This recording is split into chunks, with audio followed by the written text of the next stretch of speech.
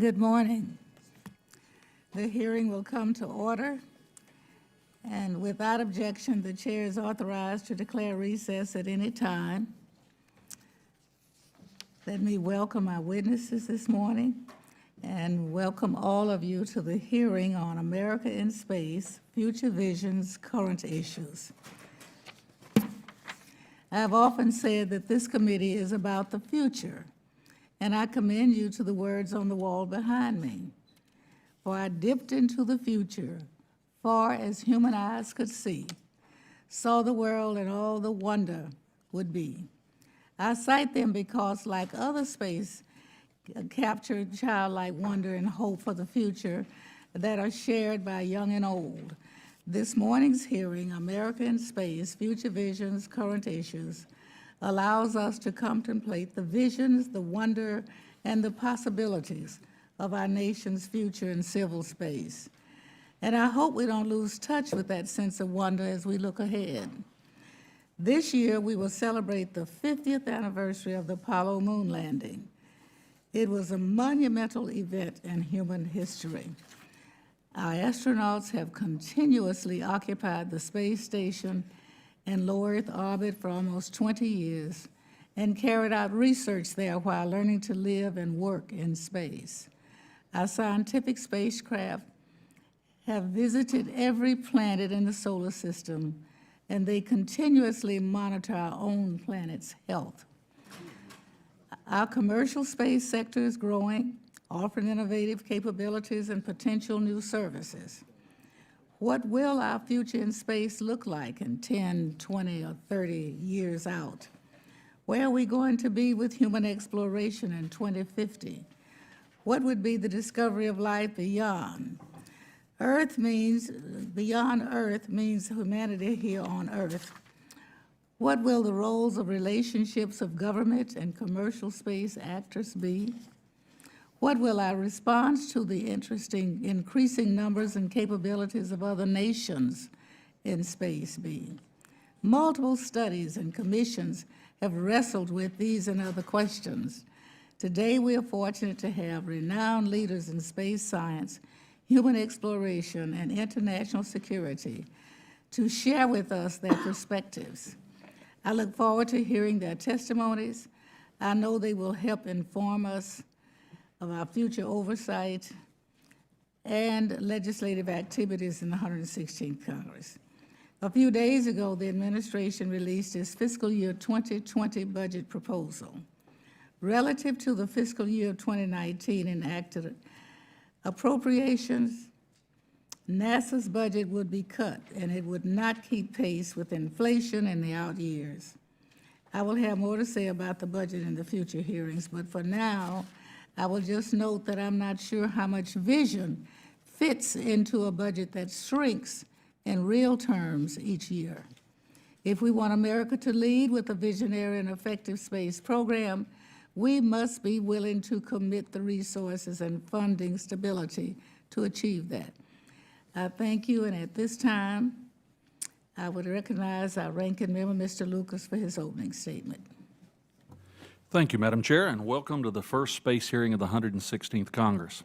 And I'd like to welcome back Dr. Babin, the ranking member of the Space Subcommittee, and congratulate Representative Kendra Horn, the incoming chairwoman of the Space Subcommittee. As a fellow Oklahoman, I look forward to working with you and Chairwoman Johnson. We have a lot of work to do. These are exciting times for the nation's space enterprise. The investments of the past 2 decades are now coming to fruition. The commercial cargo program continues to deliver valuable supplies to the ISS. The commercial crew program took an important step just last week with SpaceX's successful return. We look forward to Boeing's uncrewed mission in the coming weeks and crewed missions later this year.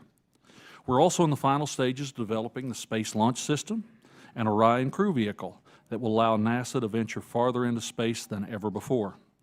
We're in the early stages of developing technologies necessary to return to the moon as a stepping stone to Mars and beyond.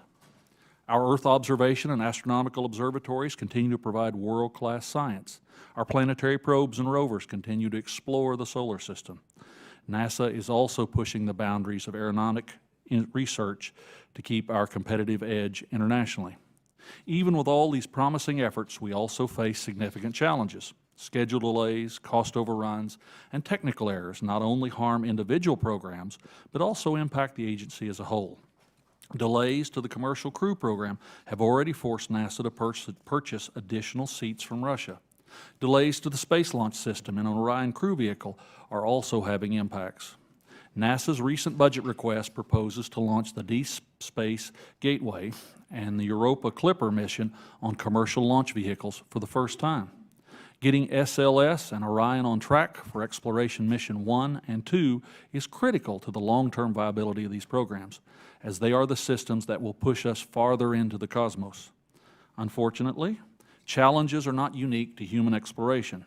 The James Webb Space Telescope was originally planned to cost between $1 and $3.5 billion and launch a decade ago, but now stands to cost roughly $10 billion and might launch in a couple of years. James Webb is a once-in-a-generation observatory that will reinforce American leadership in space science for decades to come. But delays and overruns will also have impact on NASA for just as long. Other observatories, such as WFIRST, important grant funding, and missions outside of the field of astronomy and astrophysics all end up paying that bill. Outside of civil space issues, we must also be wary of implementing overly burdensome regulations that push nascent space industries overseas. Companies have choices on where to incorporate, manufacture, and operate their space businesses. If we fail to create a competitive environment here in the U.S. and instead implement draconian regulations on an industry in its infancy, we stand to lose the competitive edge we now possess. Top-down space traffic management based on incomplete data, stifling regulations on every activity in space would be a recipe for disaster. I hope this committee will continue to be a leader in proposing creative solutions that enable, rather than stifle, the commercial sector moving forward. But the biggest challenge facing NASA is consistency of purpose. The National Academies called for consistency of purpose in their 2014 report, and more recently, the Aerospace Safety Advisory Panel went further, stating, "The lack of consistent commitment negatively impacts cost, schedule, performance, workforce morale, process discipline, and most importantly, safety." Congress has been successful in maintaining a consistency of purpose across administrations, but the task requires continued diligence. In the 2005, 2008, 2010, and 2017 Authorization Acts, Congress stayed consistent despite numerous administrative attempts to veer off course. NASA should build the systems necessary to explore the Moon, Mars, and beyond in a stepping stone approach that maintains the multi-mission nature of the agency. I trust the committee's leadership will maintain this direction, and I look forward to working with them on that goal. And I yield back, Madam Chairman. Thank you, Mr. Lucas. Let me announce that if there are members who wish to submit additional opening statements, your statements will be added to the record at this point. Now we'll introduce our witnesses. Our first witness, Dr. Ellen Stofan, the John and Adrienne Mars, Director of the Smithsonian National Air and Space Museum. Prior to her current position, Dr. Stofan served as the NASA Chief Scientist, where she advised NASA administrators on science programs and strategic planning. She's also held senior scientist positions at NASA's Jet Propulsion Laboratory, including work on missions exploring Venus, Earth, Mars, and Saturn. She served as chief scientist for the New Millennium Program and principal investigator on the proposed Titan Mars Explorer. Dr. Stofan holds a master's degree and doctorate degrees in geological sciences from Brown University and a bachelor's degree from the College of William and Mary. Our second witness, Dr. Peggy A. Whitson, former NASA astronaut and currently a space and science consultant and adjunct assistant professor at Rice University. Over her career, she has accrued a cumulative time of over 665 days in space. the most of any U.S. astronaut, most of any woman worldwide, and 8th most all time. Since her first place flight in 2002, Dr. Whitson has completed 3 separate long-duration missions to the International Space Station. She served as commander twice and was the first female commander. She has also conducted 10 extravehicular activities. Dr. Whitson previously served in other NASA positions, including as the chief of NASA's astronaut office, where she was both the first female and the first non-military leader to serve in that position. She received her Bachelor of Science in Biology and Chemistry from Iowa Western College and a doctorate in biochemistry from Rice University. Our third and final witness is Mr. Frank A. Rose, the Senior Fellow for Security and Strategy and the Foreign Policy Program at the Brookings Institution. His research focuses on nuclear strategy and deterrence, arms control, strategic stability, mission defense, missile defense, outer space security, and emerging security challenges. Prior to joining Brookings, he served as Principal Director and Chief of Government Relations at the Aerospace Corporation, a federally funded research and development center focused on national security space.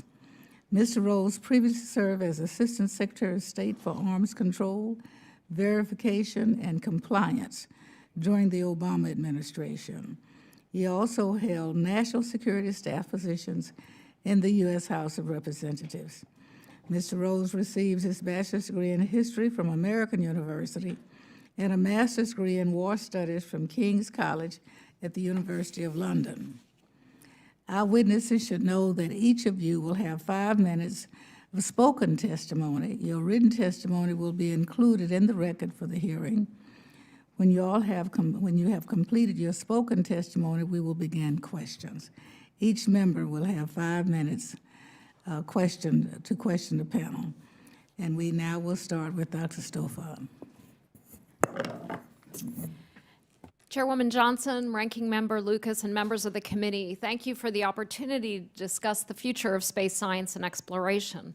As a former chief scientist of NASA and the current John and Adrienne Mars director of the Smithsonian's National Air and Space Museum, there is no topic I find as exciting or as fundamental to scientific discovery, technological development, and economic growth as this one.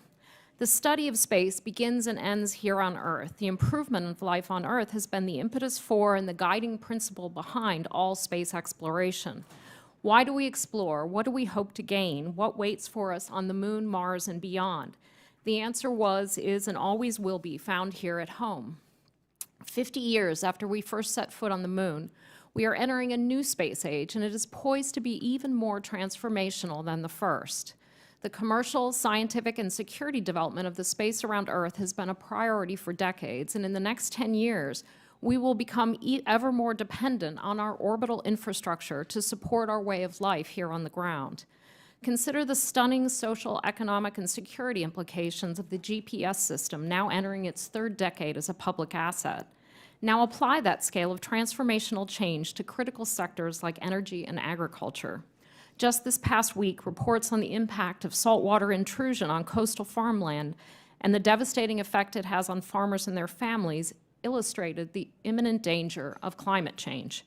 As sea levels rise and weather events become more extreme, agricultural activities will require sophisticated data from Earth-observing satellites. And that is just one of the many sectors that will require space-based intelligence to make essential decisions to keep our economy moving forward as we work to mitigate the effects of climate change. Understanding climate change on Earth is also informed by our studies of planets across the solar system. Comparative studies of planets, from greenhouse gases on Venus to interior quakes on Mars or volcanoes on the icy moons of the outer solar system, moves our understanding of Earth's complex environments forward. But in the next 20 years, our study of worlds beyond our own will yield a new discovery that will tell us even more about our home in the universe. We will discover life elsewhere in space. It will likely begin with fossil evidence on Mars, then simple organisms under the ice on Europa and/or Enceladus.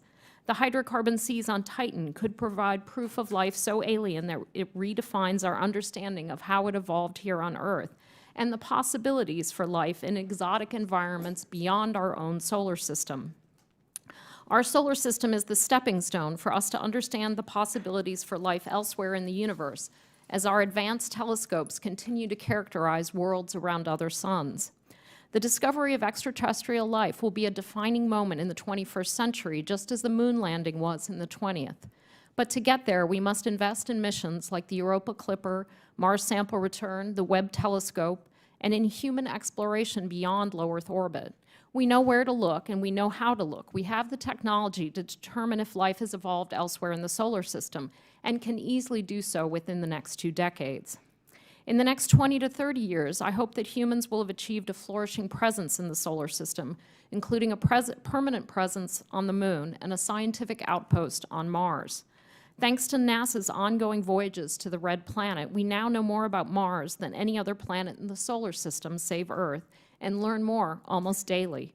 Mars remains the horizon goal according to the National Academy of Sciences, and I believe we can see the path to that horizon more clearly than ever.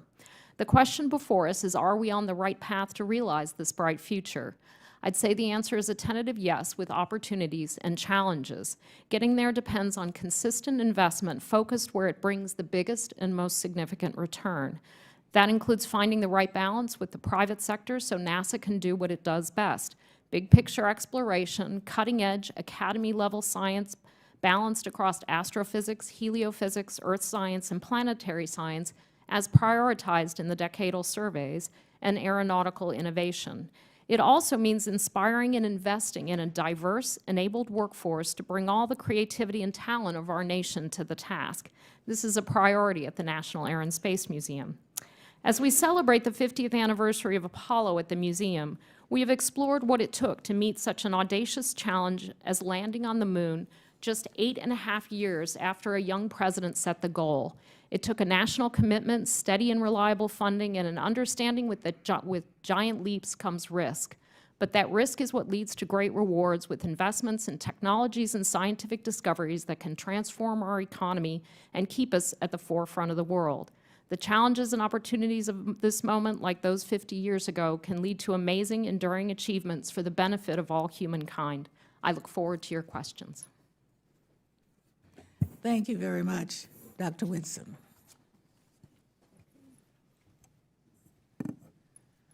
Thank you, Chairwoman and members of the subcommittee, for inviting me to give my opinions about space.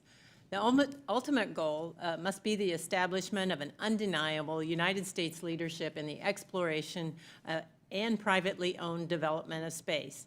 This will reap the direct benefits of technological advancements and economic growth while bolstering national security. We are well past the flag planting stage, and it's time to make our ventures into space both commonplace and sustainable.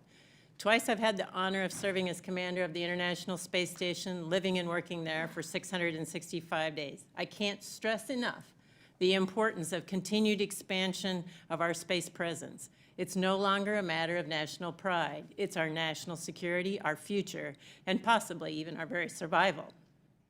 I recommend a 10-year plan for a sustainable exploration into space that includes the following: continued technology development and testing on board the ISS, prioritizing expertise beneficial for missions to the Moon and Mars while we are establishing our presence there. The creation of a deep space infrastructure, such as Lunar Gateway, an orbiting station close to the Moon that would facilitate robotic and human surface operations. Further robotic exploration of Mars to better define viable locations for human missions. And finally, the development of technologies to utilize local resources on the lunar and Mars surfaces. Water, for example, is a source of oxygen and fuel and minerals and other elements. We can't really be sure what we'll find. That's part of the reason we want to go. And inherent in all of this is our continued expansion of international and commercial partnerships. The ISS in low Earth orbit is an ideal test bed for innovative and redesigned technologies that are lighter weight, smaller, and more reliable. It's my belief that commercial private sector expansion will open up new markets, establish future platforms for research and technology, and the government-led Lunar Gateway would allow us to test and assess such things as solar electric propulsion, lunar robotic exploration, and the early stages of human habitation on the moon's surface while taking advantage of the local resources. Government-supported expansion to the moon would also serve to stoke the private sector's appetite for further commercialization.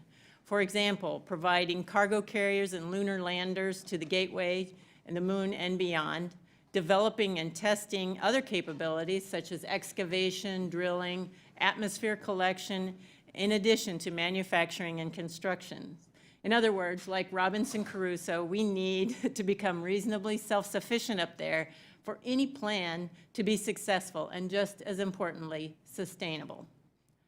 The 20-year and 30-year plans would focus on Mars and include continued testing for deep space and surface technologies aboard the Gateway and lunar surface, establishment of a Martian infrastructure for continued robotic missions and human surface operations, and utilization of technologies that take advantage of resources on Mars.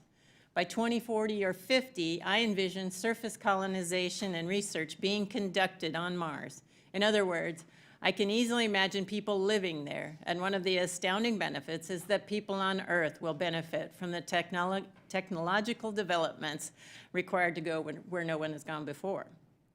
And to do so in a way that unites humanity and goals bigger than ourselves as individuals, cultures, or countries.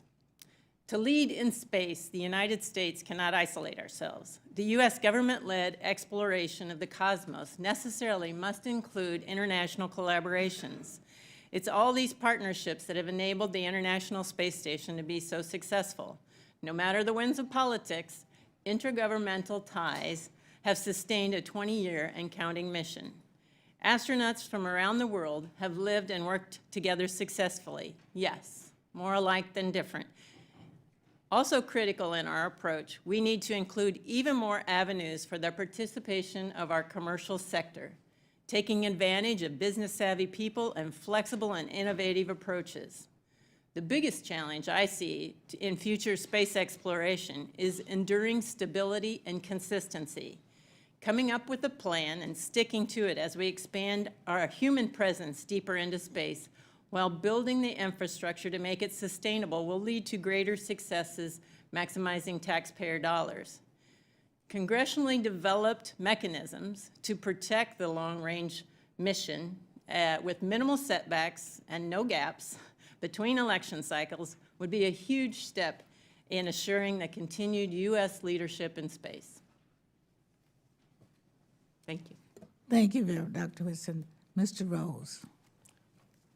Chairwoman Johnson, Ranking Member Lucas, and members of the committee, it is an honor to appear before you to discuss America's future in space. Let me begin by stating that although I am currently a senior fellow at the Brookings Institution, I am presenting this testimony in my personal capacity. As members of the committee can see from my biography, the vast majority of my work has been devoted to the national security and diplomatic aspects of outer space, not civil or commercial space. That said, I've increasingly come to the conclusion that national security, civil and commercial space have become more intertwined, thus requiring us to address outer space in a comprehensive manner. Indeed, access to outer space is critical to almost everything we do here on Earth. However, today's outer space environment is evolving rapidly, presenting the United States and other nations with a number of key challenges to the sustainability, safety, stability, and security of the outer space environment.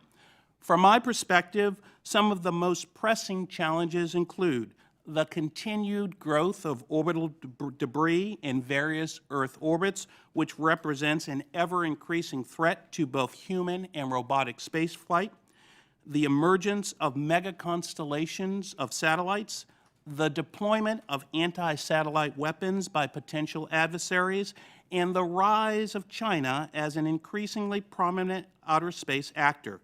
Indeed, the space environment has become congested, competitive, and contested.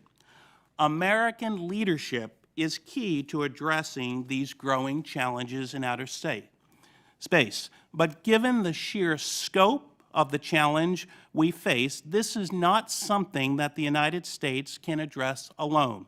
It will require active collaboration and cooperation from our international partners. Let me now provide the committee with some specific recommendations for addressing these challenges. On orbital debris, we need to ensure a smooth transition of the space traffic management mission from DoD to a civilian agency. This will require Congress to pass legislation authorizing the transfer from DoD or to Commerce. In my view, passing this legislation should be one of the committee's top priorities. The United States should also continue to advance international norms and best practices that seek to reduce the growth of orbital debris and encourage greater cooperation on space situational awareness. With regards to the deployment of mega constellations of satellites, we must ensure that the U.S. government is organized effectively to manage the rise of these new constellations and that these constellations are operated in a way that maintains the long-term sustainability of the space environment, especially in low Earth orbit. The deployment and potential use of anti-satellite weapons will have a direct impact on civil and commercial space systems. Therefore, it is critical that the members of this committee have a comprehensive understanding of the issue. Thus, I recommend the committee receive the appropriate briefings from the U.S. intelligence community on the evolving anti-satellite threat. As previously noted, China has emerged as a major international space power, and the United States needs a strategy for managing China's rise in outer space.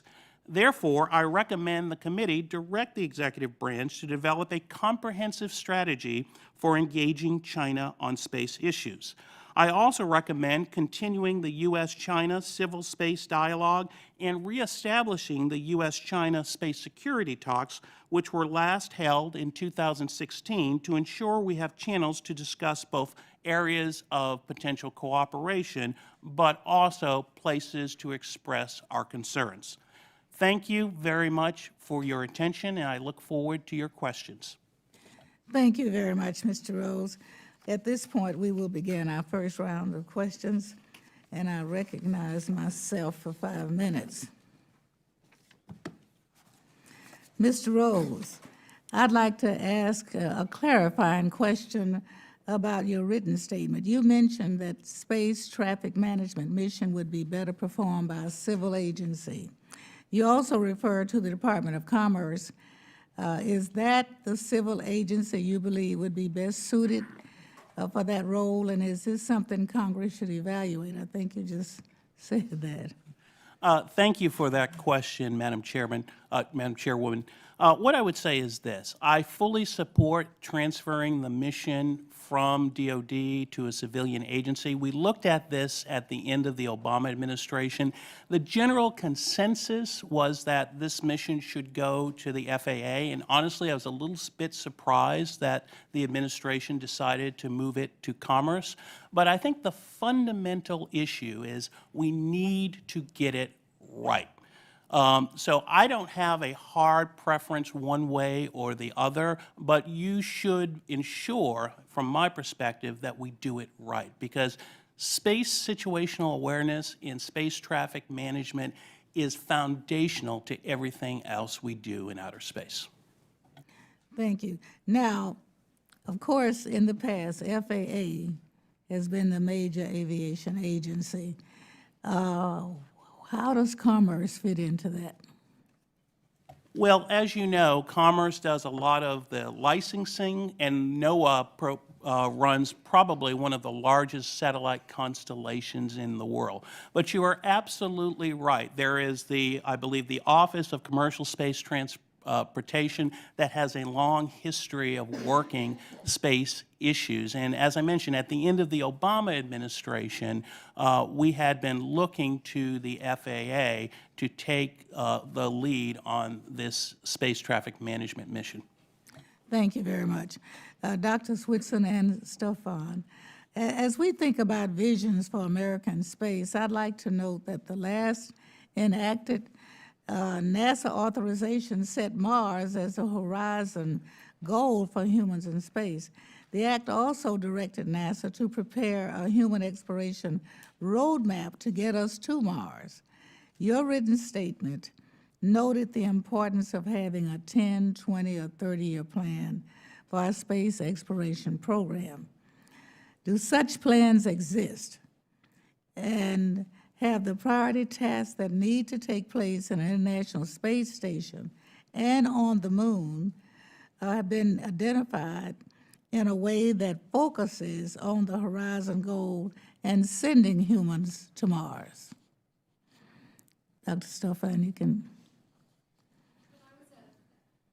When I was at NASA, we were working on various architectures to get humans to Mars to Mars orbit by 2033, which I've spoken to this committee a few years ago.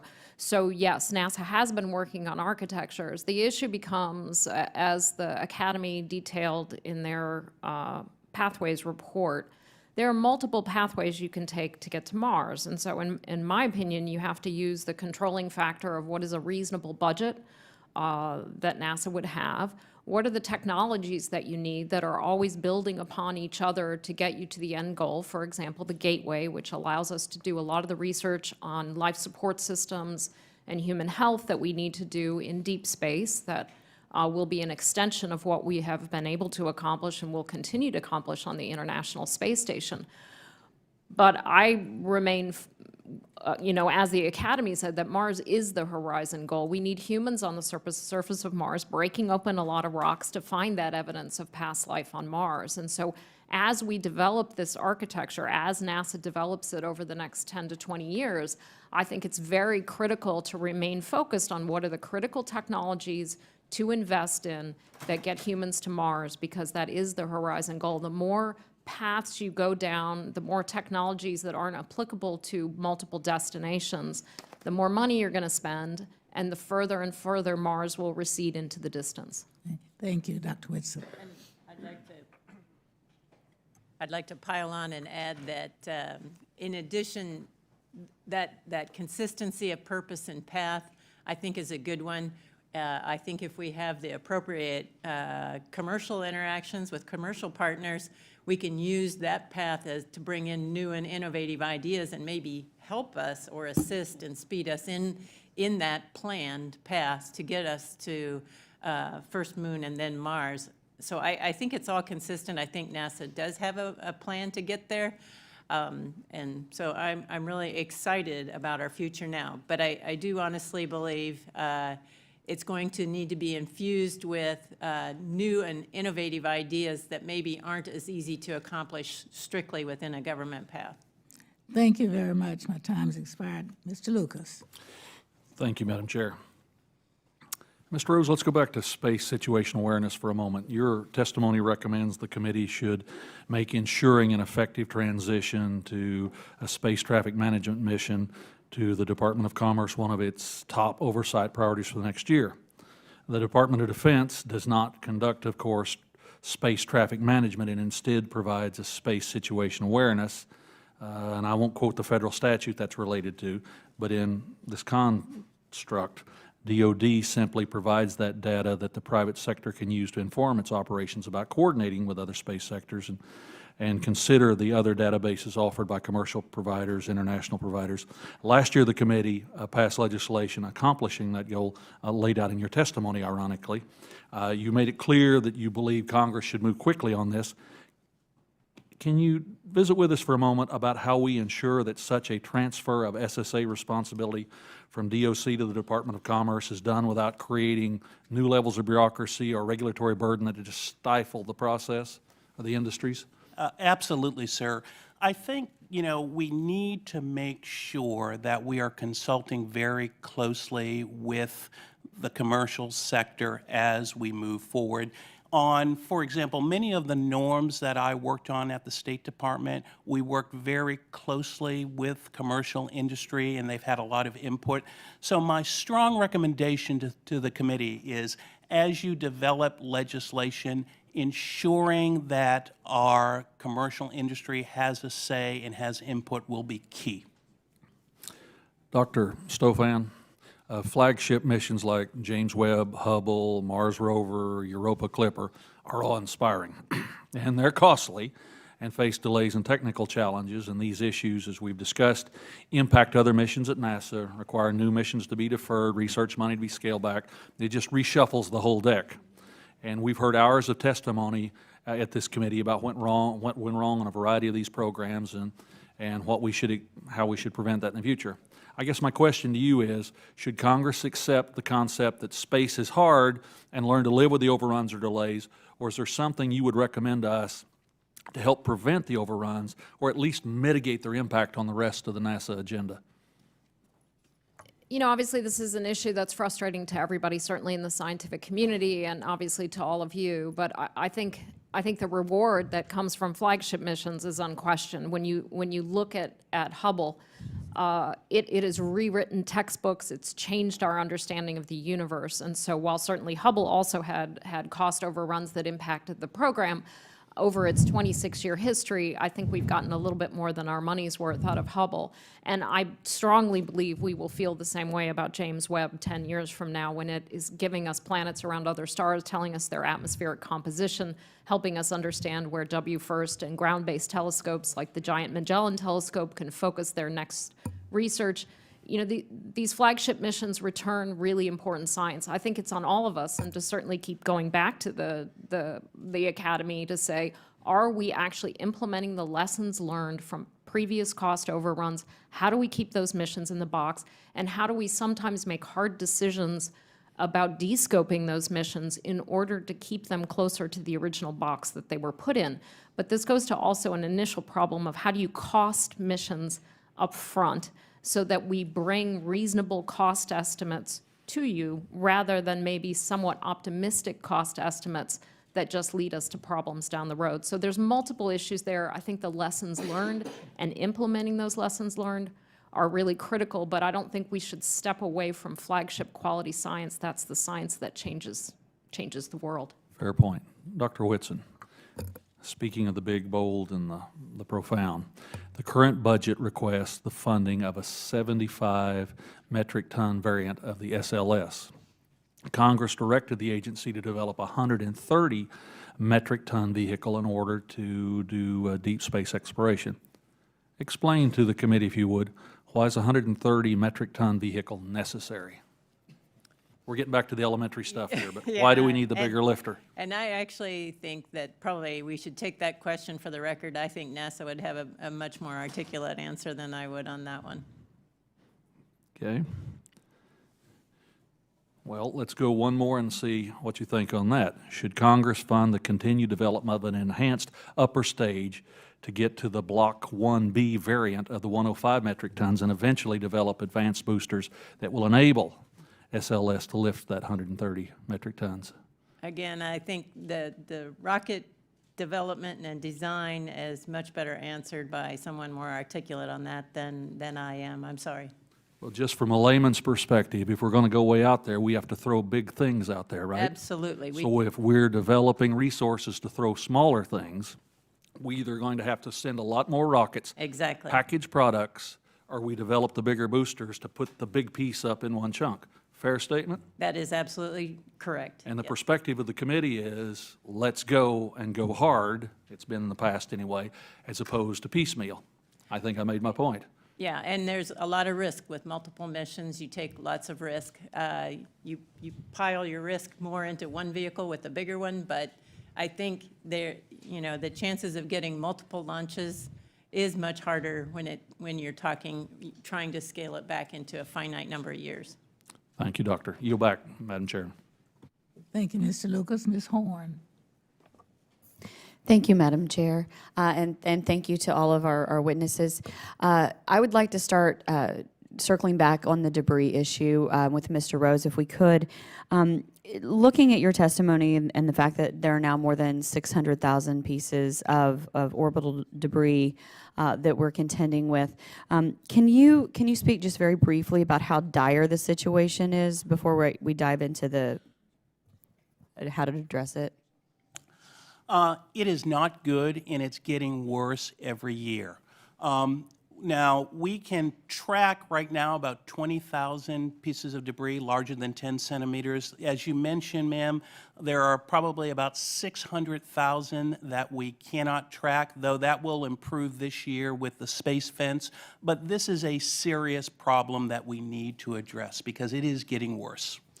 Thank you. And to follow on that, in the conversation and distinction between traffic management and situational awareness, I'd like to hear you speak a little bit more about, my concern is losing capabilities in any sort of transition, about what would be needed to move from a situational awareness, and what's the benefit of transitioning out of a DOD, and what kind of resources would be required to effectively do that? Well, the benefit about transitioning out of DOD is this. DOD needs to be focused on the anti-satellite threat. But as you rightly note, most, or if not, I would say most of our capability, from sensors to expertise, is there, though NASA and other organizations have it. The fundamental point we need to do is make sure we do this in a deliberate manner, and that the transition includes all the key players, whether it be from Commerce, NASA, DOD. So that's my kind of plea to the committee, is use your oversight powers to make sure we're doing it the right way, because we can't afford to get this wrong. Thank you. That's part of my concern. I want to transition next to workforce issues. The budget that was just proposed, well, there are two things. There's the age of the NASA workforce, and then there's the pipeline. So with respect to the age of the NASA workforce and the pipeline, I want to start with the STEM programs that the current budget it proposes to cut. And Dr. Stofan and Dr. Whitson, you both in your testimony have addressed that. So I wanted to ask you both briefly, what message does this send, and what impact does a cut to STEM programs have to the pipeline of the NASA workforce? I really think it's important for us to be educating our young people and giving them the motivation and the desire to be part of this technology development that we want to happen for our own country. And so I find it difficult to say that we shouldn't do any of it. I know that NASA, by inspiration alone, will continue that, but I do think there should be mechanisms that exist to definitely beef up our young group of future engineers and astronauts to support our future programs. Otherwise, we will be at a huge disadvantage compared to the other countries. When I go out and talk to the aviation and aerospace industry, what I hear from them are huge concerns about future workforce. And when you have educational programs like those at NASA, like those that we have at the Smithsonian, that undergo rigorous evaluation, these are programs that are shown to have benefit.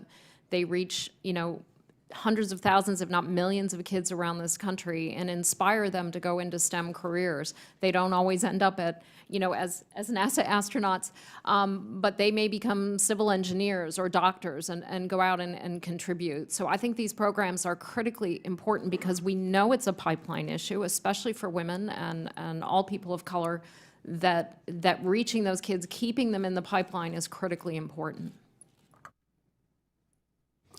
Thank you, Madam Chair. I have many more questions, but I'm running out of time, so thank you very much to all the witnesses. I turn the mic back over. Thank you. Thank you very much. Mr. Weber. Thank you, ma'am. Dr. Stofan, in your discussion with our ranking member, Lucas, you made a couple of comments about the reward from flagship missions should override the disappointments or something to that extent. You remember that? Is that fairly accurate? Yeah, frankly, it's a really tough thing. So believe me, this is not an easy thing to say. When you look at the, when you're going through the Curiosity overruns as I did, or, again, the Hubble overruns, I was at headquarters when we were working on Hubble or on James Webb, trying to keep it in the box. You don't want those overruns to occur. And I think, again, that diligence in this is extremely important, and staying on top of these missions, trying to keep them in the box is something that we should try to do. I don't want to be certainly cavalier about it, but those missions change our views of the universe. Well, and our sure, solar system. and I appreciated your comments on that, and I think you're on track. My question is, who is categorizing those, as you call them, flagship missions versus kind of the busts, if you will? Who categorizes that? Who keeps track of those? What's the ratio? And how do we learn those lessons and implement those lessons? Well, I'll take that from a couple different points of view. Obviously, as you well know, it's the decadal surveys done by the Academy that prioritize. And certainly, for example, the planetary science decadal, which I've been involved in the last 2 planetary science decadals, the decadals actually recommend, here are missions that we think should be priorities in the flagship class, so much larger missions, harder to implement. And then they also make recommendations on smaller scale missions. And for example, the last planetary decadal went into great detail about how they thought the trade-off should be made if budgets were more constrained than previously thought, which that was great advice that came from the Academy to NASA on how to make those decisions. NASA itself goes through a very rigorous lessons learned process. For example, I was there when we were looking at the lessons learned from the overruns from Curiosity. Let me interrupt if I can. Is there a person that actually is in charge of tracking this? I'd have to take that question for the record. That'd be a better question for NASA. I think it comes out of the Office of the Chief Engineer, but I'm not positive, so I should take that for the record. Right. Well, thank you for that. Because we want to be able to track that. The ranking member had some great questions about the size of the delivery platform, for example. Was that a flagship mission? Obviously it was. Was it a success? Obviously it was. But if we had gone bigger, I'm from Texas, where bigger is better. And had we gone bigger, would it have been better? And why didn't we do that? And who assesses that and gives us that assessment? Do we know that, or is that the same person? You're gonna have to get back with us on who that is, what department that is. Yeah, obviously, in the Space Science Directorate at NASA is responsible for finally evaluating missions, the final design of missions, but they are reviewed externally within the agency. What does that cycle look like in length of time? Does it take 1 year, 2 years? How quickly do we come to that conclusion?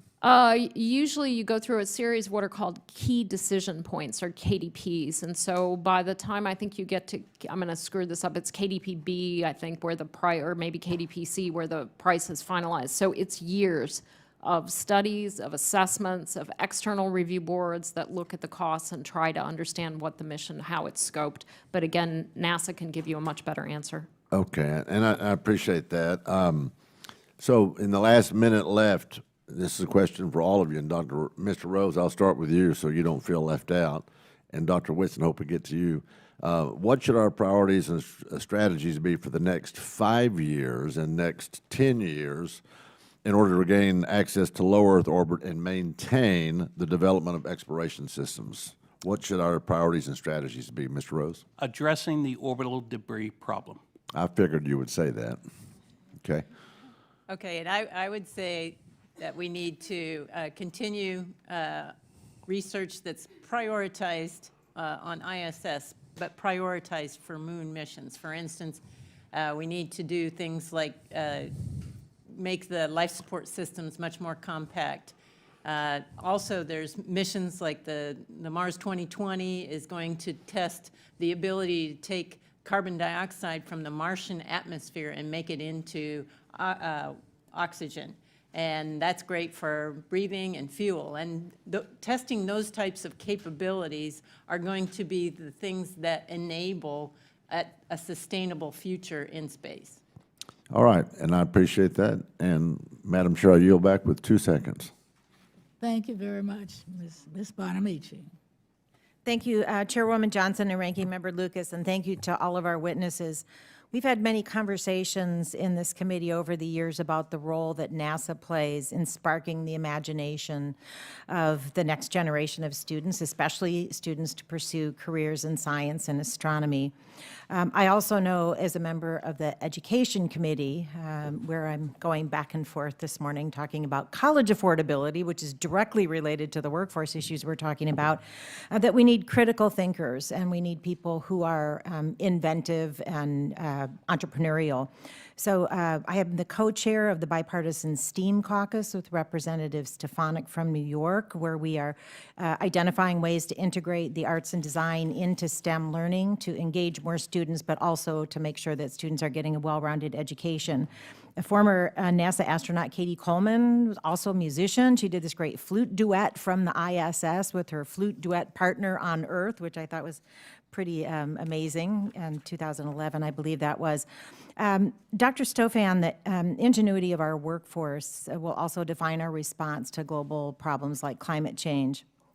In your testimony, you discuss how our understanding of climate change on Earth is informed by comparative studies of planets across the solar system. So how can we leverage information from Earth-observing satellites to strengthen our understanding of climate change and to identify successful adaptation and mitigation strategies?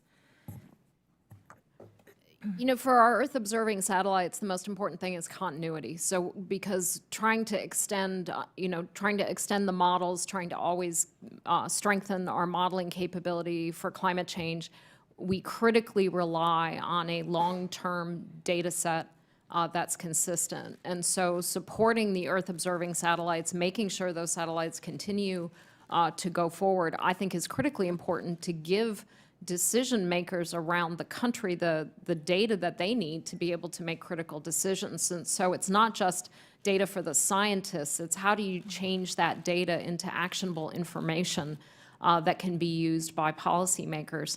And I just think it's critical that continue to be supported. Thank you, I appreciate that. I'm also the co-chair of the House Oceans Caucus, and we've been working on marine debris. Every minute, the equivalent of a garbage truck full of plastic is dumped into the oceans. But our oceans are not the only place where there's debris. Of course, we have non-functioning spacecraft, defunct satellites, and as you mentioned in your testimony, Mr. Rose, even a toothbrush accumulated in our Earth's orbit. So according to NASA, that debris can travel at speeds up to 17,500 miles per hour. Is that right? That seems like a problem. In the event of a collision, for example, with the ISS, the impact could be catastrophic. So, Mr. Rose, is there any hope to meaningfully address orbital debris, and how can we mitigate it in the future? A couple of things. One, we have to stop the debris environment from getting worse. Specifically, not doing another ASAT test like China did in 2007. We need to improve space situational awareness to prevent future collisions like the Iridium Cosmos event. And we need to enhance best practices internationally. The United States has very, very good domestic legislation. Not all of our international partners do. And then finally, looking over the horizon, there's this whole issue of active debris removal. Very interesting technology, but we need to be careful because one person's debris removal system can be another person's anti-satellite weapon. But the bottom line is we need to address it and we need to have a comprehensive approach. Thank you. And also, Dr. Stofan, one of the most commonly cited benefits of human exploration basic scientific research in space is the benefits from derived research. And according to NASA, more than 2,000 NASA spin-off technologies have been documented. So what would you say to people who submit that we should, rather than spend money on human exploration or astrophysics or planetary science, we should spend it in other areas? What's the best response to that? You know, the spin-offs that have come from NASA are so comprehensive, from the nutritional supplement that's found in over 90% of baby formulas that started as a supplement for astronauts on the International Space Station, the water purification system on the space station that's now, there's a portable form of it that's taken into disaster areas around the world. The work that is done every day at NASA, whether it's in aeronautics or space science, or up on the International Space Station has direct and practical benefits here on Earth. And, you know, I think people just don't realize how much NASA technology literally goes from ski boots to the shingles on your roof. And so the fact that when you invest in something like going to Mars, when you try to do really difficult things, we certainly saw that from the Apollo program. It returned benefits in spades right here, back here on Earth, and that will be Thank you. true of going to Mars. If I had more time, I would ask you all whose job it is to convey that, but I don't. So I yield back. Thank you, Madam Chair. Thank you very much. Mr. Gonzalez. Thank you, Madam Chair and Ranking Member, for holding this hearing today, and also a big thank you to our witnesses for your service to our country and for all the work that you put into this hearing. I have the honor of representing Northeast Ohio, which is home to the NASA Glenn Research Center.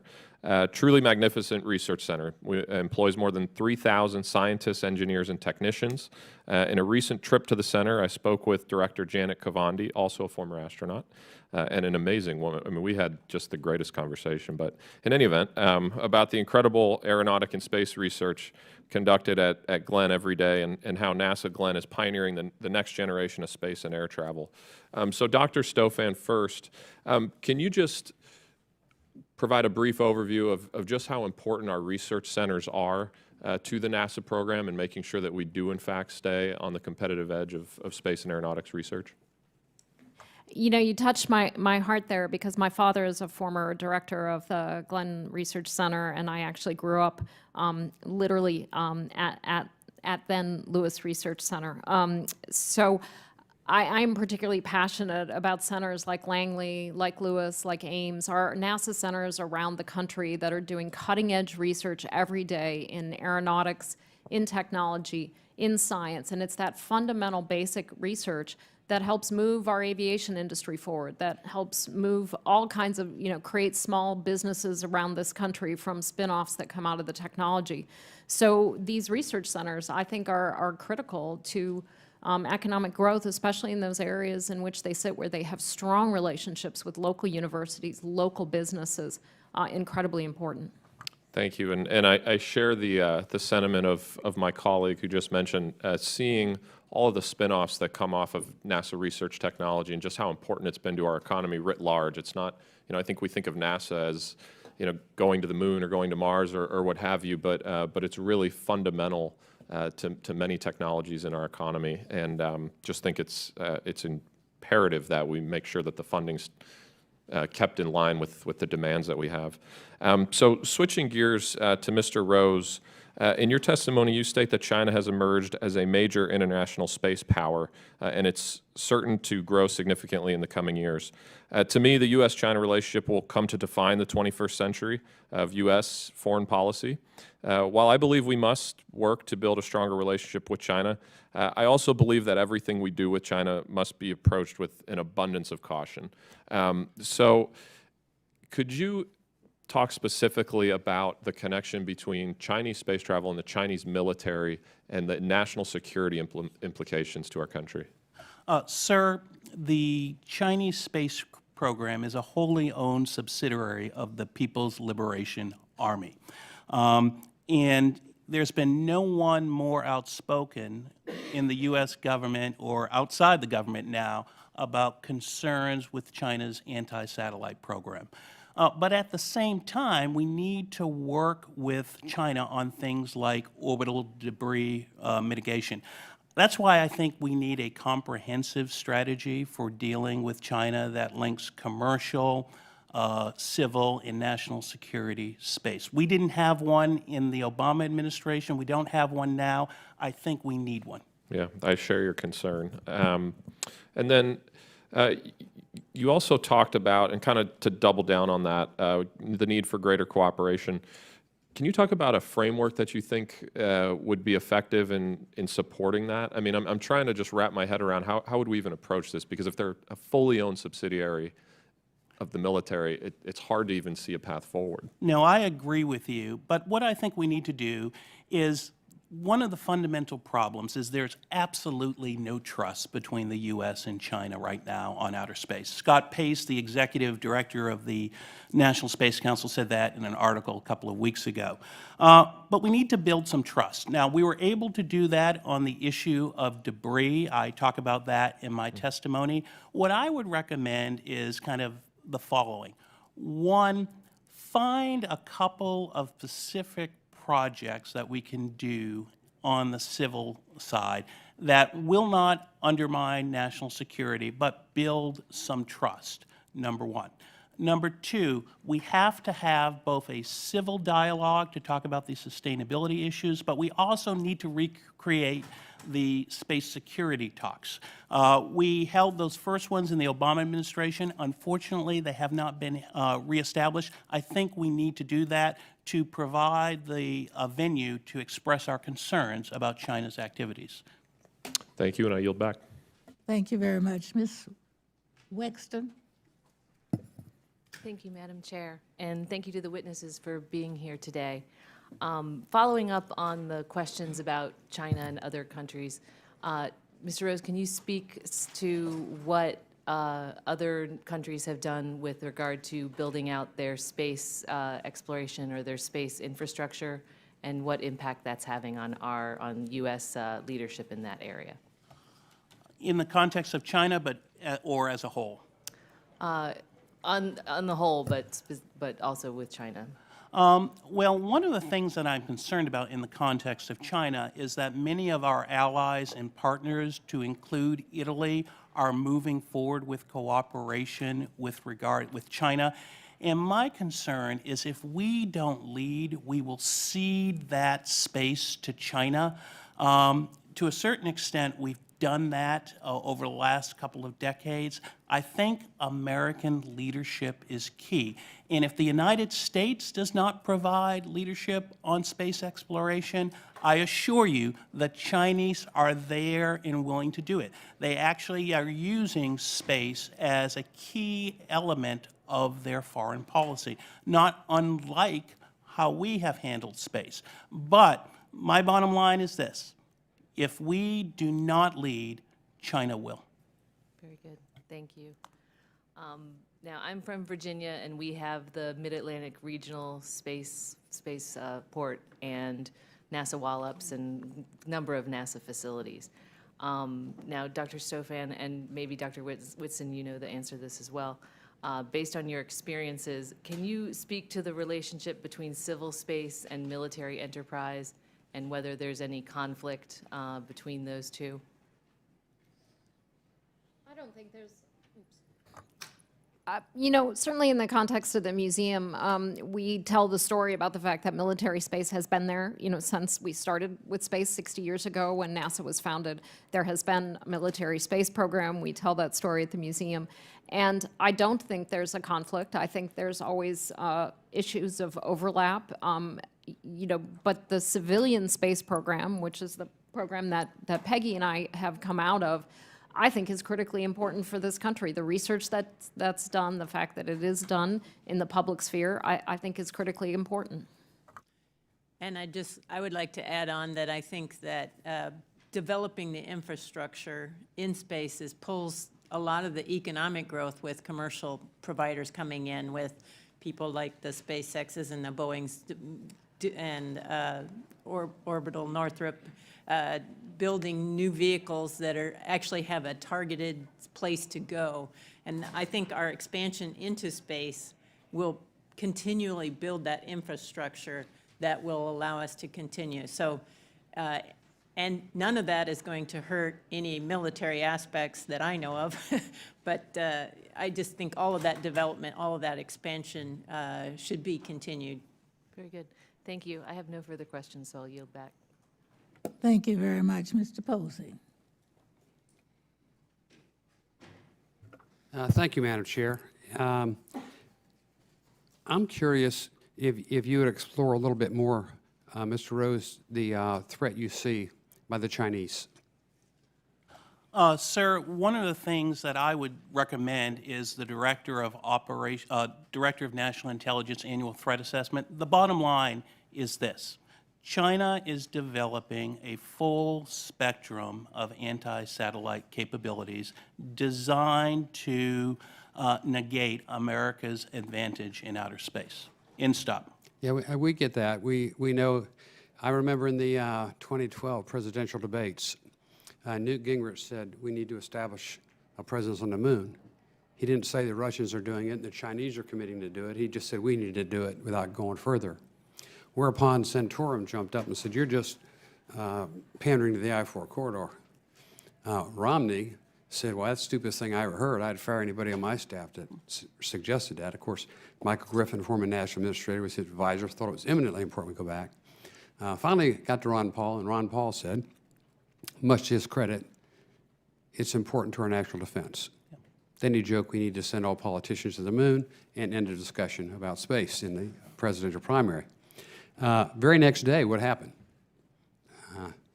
Dr. Stofan knows, and I'm sure Dr. Whitson knows what happened the very next day. They had to move the ISS. Why'd they have to move it? Space debris. Where'd it come from? China. Chinese satellite, 8,000 pounds. They took target practice on it. A week later, they had to move the ISS again. Why'd they have to move it this time? More space debris. Chinese again? No, Russian space debris. Well, why would the Chinese and the Russians shoot their own dog? Just to prove to themselves and the rest of the world that they were capable of doing that. If they can take their own satellites out, they can take our satellites out. So the question that begs for an answer is, what are we doing about it? And how can we make sure that it gets addressed? I think it's an important matter of national security. Yeah. Sir, I think we need a comprehensive response. It needs to include norms of behavior so we prevent activities like China's ASAT test. It needs to include resilient U.S. systems that can operate in outer space. And we need to be able to respond if there is an attack on U.S. space assets. Yeah. But at the same time, sir, I just add, we also need to find a way to cooperate on common interests with both Russia and China. Yeah. Yeah. Any of the three of you read that book, 1 Second After, William Forsten's New York Times bestseller? No. I highly recommend it. It's riveting. It's very informative.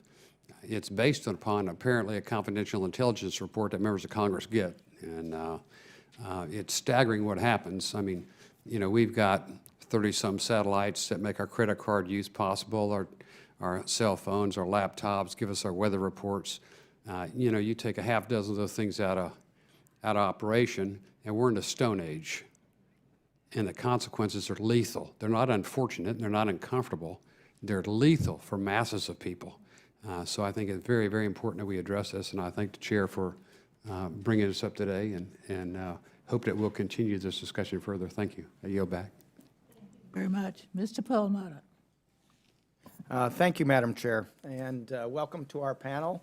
Good to see you all, and as a couple of you have seen me hold up the bumper sticker before, and for those new members to the committee, we heard from NASA a couple years ago that 2033 was doable if Congress provided consistent resources to the agency to get our astronauts to Mars.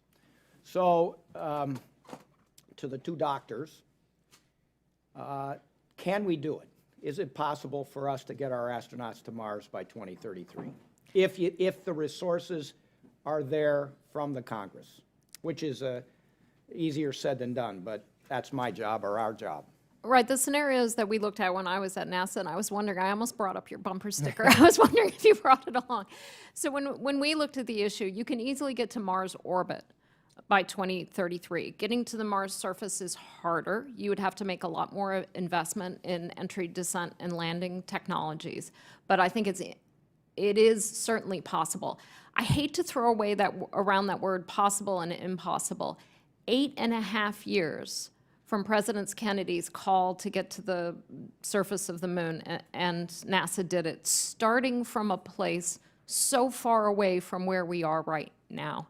So I think we also have to keep that in mind. When you challenge NASA to do great things, they have shown in the past they can do them, and I believe we can do it again. Dr. Whitson. I absolutely agree, and I think political will is a huge factor in that. It's got to be the driver. It's the driver for China, and if we want it to be a driver, we can make it a driver. But it is largely political will and some consistency and purpose, and of course, a little cash helps. Thank you. Mr. Rose, you used an interesting term, and we really haven't heard it on the Science Committee till you did it. You talked about the civilian side and the military side being intertwined. That was your term. What do you mean by that? Because I agree with you, but I think you're the first one that's said something like that. Well, sir, for example, almost 80% of U.S. military communications travel over commercial satellites. So, you know, we in the community think that there are stovepipes, but they're really not. They're integrated. For example, debris. Debris does not discriminate from civilian versus military or national security payloads. Debris is a sustainability issue, but it's also a security issue. So my view, and I would say General Hyten's view, the commander of U.S. Strategic Command, is that we have to think about space in a more integrated manner. Now, I would commend the Space Subcommittee because last year you held a hearing with the Strategic Forces Subcommittee on the future of SSA and space traffic management. I would encourage you to hold additional hearings jointly with the committee because, again, as we move forward, it's going to be increasingly difficult to separate national security space from civil and commercial space. Okay. Let me ask you a question about, I've got a couple other interests besides Mars, but Mars is the main thing to get our astronauts there. But one of them involves sort of the remote imaging and the ability of the commercial sector to start taking greater advantage of that. Do you have any comments about that? Sir, I don't want to go there just because it quickly gets into classified information, but I'm happy to take it for the... That's the point, is we need to have a better system that allows it to become commercial and not always the intelligence agencies always saying, sorry, you can't show that stuff, even though it's my backyard in Arvada, Colorado, which is, probably don't want that shown. But we need to be able to open that up more, and that's the point. Yeah, and beginning a discussion with your colleagues on the Armed Services Committee, I think would be a good place to start. Okay. Last thing, and just more of a comment, but is on space weather, which again, where we have this integration or this intertwined thing, because as we have flares or radiation, it affects our astronauts, our space station, but it affects all of the national security satellites and things that we have. So I just appreciate your testimony. Thank you for your service to the country, and I yield back. Thank you very much. Mr. Olson. I thank the chair, and it is an honor to have this panel before us this morning. I went to Rice University. As you mentioned, Dr. Stofan, John F. Kennedy made the great speech there on September 12th of 1962, committing this country to go to the moon before the decade ended, and we did that, as you said, in less than 8 years. Miraculous. I moved to Lake Forest, right there at Kirby and NASA Road 1 in 1972. I was there for Apollo 17's homecoming, the last moon flight we've had since that time.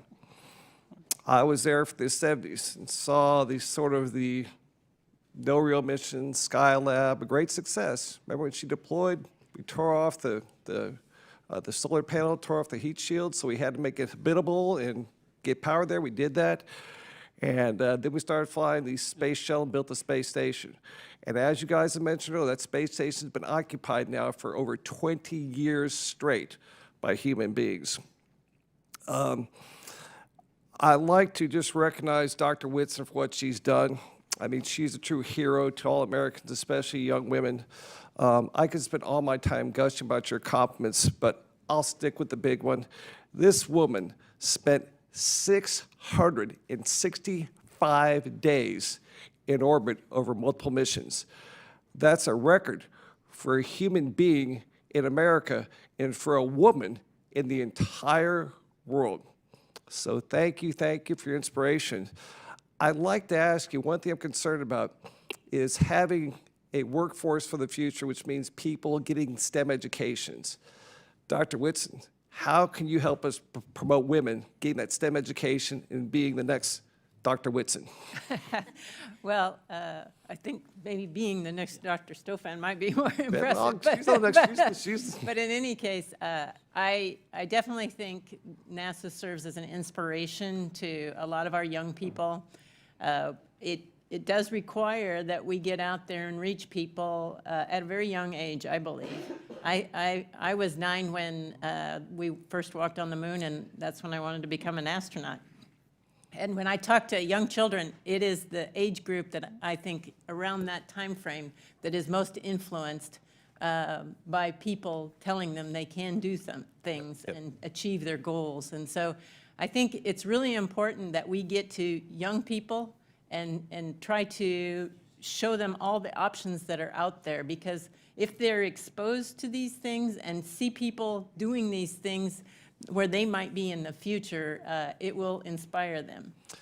Yeah, if they can see Bruce McCandless on a jetpack out there, his own spacecraft, out there driving around the space shuttle, that gets them inspired, because I saw that firsthand growing up on the Johnson Space Center. Dr. Stofan, like to add that comment, women in STEM, any comments? I think, you know, Marion Wright Edelman said, if you can't see it, you can't be it. And so I think it's critically important that we get role models like Peggy out there as much. We try to tell all the stories in our museum. It's one of our goals for renovating the National Air and Space Museum, to make sure we tell all the stories. And I just think it's critically important that we show girls that they can be not just pilots and astronauts, but also someone who's building airplanes, someone who's repairing aircraft, someone who's building spacecraft. They can do anything. Let's just talk about the moon mission. In my humble opinion, I think that's the right mission for us. It was canceled by the Obama administration, Constellation. I thought that was a mistake, but Mr. Trump has it coming back. I've heard from experts, if we're going to Mars to train for that, we should probably train at the moon in terms of gravity. You know, Mars has 1/3 of our gravity, the moon has 1/6. The pool there in Houston is great, but it's not actually training there. Also, we talked about the space station debris. Hey, how about a space station on the moon? No debris issues. And so, Dr. Whitson, how do you think going to the moon helps us with here on Earth, the space station transition, and going to Mars and beyond? Well, I think one of the most important aspects of our future research is actually trying to understand how we can utilize the resources either on the moon or on Mars in order to... Water. Yeah, water being a prime one. But there are lots of resources. For instance, if we can take the carbon dioxide out of the Martian atmosphere and make it into oxygen, these are the ways that we are going to be able to sustain our exploration, sustain our presence. And all of it is a building block to get to where we want to be, which is Mars for at least 2020 or 33, and you know, and beyond. So I really believe that. Well, thank you. I'll close by saying, if you ever have a program like taking members of Congress into space, like Jake Garner, Bill Nelson, I'm number one in the line. Thank you very much. Dr. Barra. Thank you, Madam Chairwoman. You know, this conversation about getting more women into STEM, I think I'm going to make note that the chairperson of the Science, Space, and Technology Committee is a woman, that the chairperson of the Space Subcommittee is a woman, and I think they're role models to inspire that next generation as well. As the father of a daughter, I want her to dream big. There's so much that I'd want to talk about in 5 minutes. You know, ISS, what do we do next? You know, I know we've talked a little bit about situational awareness, but we've touched on space debris. How do we clean up space? You know, commercial space, as more startup companies, et cetera, start to get into this area, and as more international institutions get into this space, who is the air traffic controller? How do we navigate that? How do we do all that? I'd like the United States to write the rules of that road that we can then take to the rest of the world. Obviously, another one. we talked about Mars 2033. As a child of the Apollo missions, growing up in Downey, California, which is home of Rockwell International, and growing up with a lot of my friends whose parents worked in the aerospace industry, we challenged ourselves to do something that we didn't know how to do, yet we did it faster, and we put the resources. It wasn't a Democratic or Republican agenda. It wasn't an executive branch or congressional agenda. And if, I think it's possible for us to do Mars 2033. I think it's at least possible for us to challenge ourselves to do that. But it is going to take a long-term strategic vision. It can't change from one administration to the next. It is going to take a cohesive Congress working with NASA, because you're looking at decade and multi-decadal challenges. And for both NASA as well as the commercial sector and our partners out there, they can't make these investments if they're going to change every 4 years. And I think that's a challenge on us, that we ought to step up and actually put that strategic plan together. A colleague touched on workforce issues as well. I do want to make sure NASA has that workforce. The impact of the government shutdown, my understanding is we lost some critical talent that we may never get back. And again, I would put that on this body not to do that again, because it is hard enough for us to recruit the scientists that we need to fill these critical agencies. If we lose them, we're not getting them back. So let me ask a question, I guess. Often in this body, folks only see the allocations that we're making, the monies that we're appropriating. Yes, we spent a lot of money on the Apollo mission, but we rarely quantify that return on investment, all the technologies that come about that. And I don't know if that's something that we've ever actually done, and maybe Dr. Stofan. If we think about, these aren't just cash outlays. These are investments that we're making, and there's huge return on those investments. And there's a number of different numbers out there. I know that NASA did one smaller scale study looking at technology investments through the ISS and what the return on, and if you Google this, which I have, you'll see numbers between sort of $3 and $5 to return for every dollar invested. I'm not sure there's ever been actually a rigorous study done, except for in small individual areas of NASA, but I think the benefit is clear. If NASA can publish a 1-inch thick volume every single year on spin-offs that came out of the space station, that's enough evidence for me. I mean, it's pretty amazing. I had a chance to visit the NASA Ames facility in my home state of California and visit a company called Made in Space that is doing 3D printing and learning how we could 3D print the resources that we need. So if we go to the moon, we're not going to have to ship all the materials up there. If they could take moon dust, turn that into the building blocks to build a habitable place on the moon. Same thing if we go to Mars.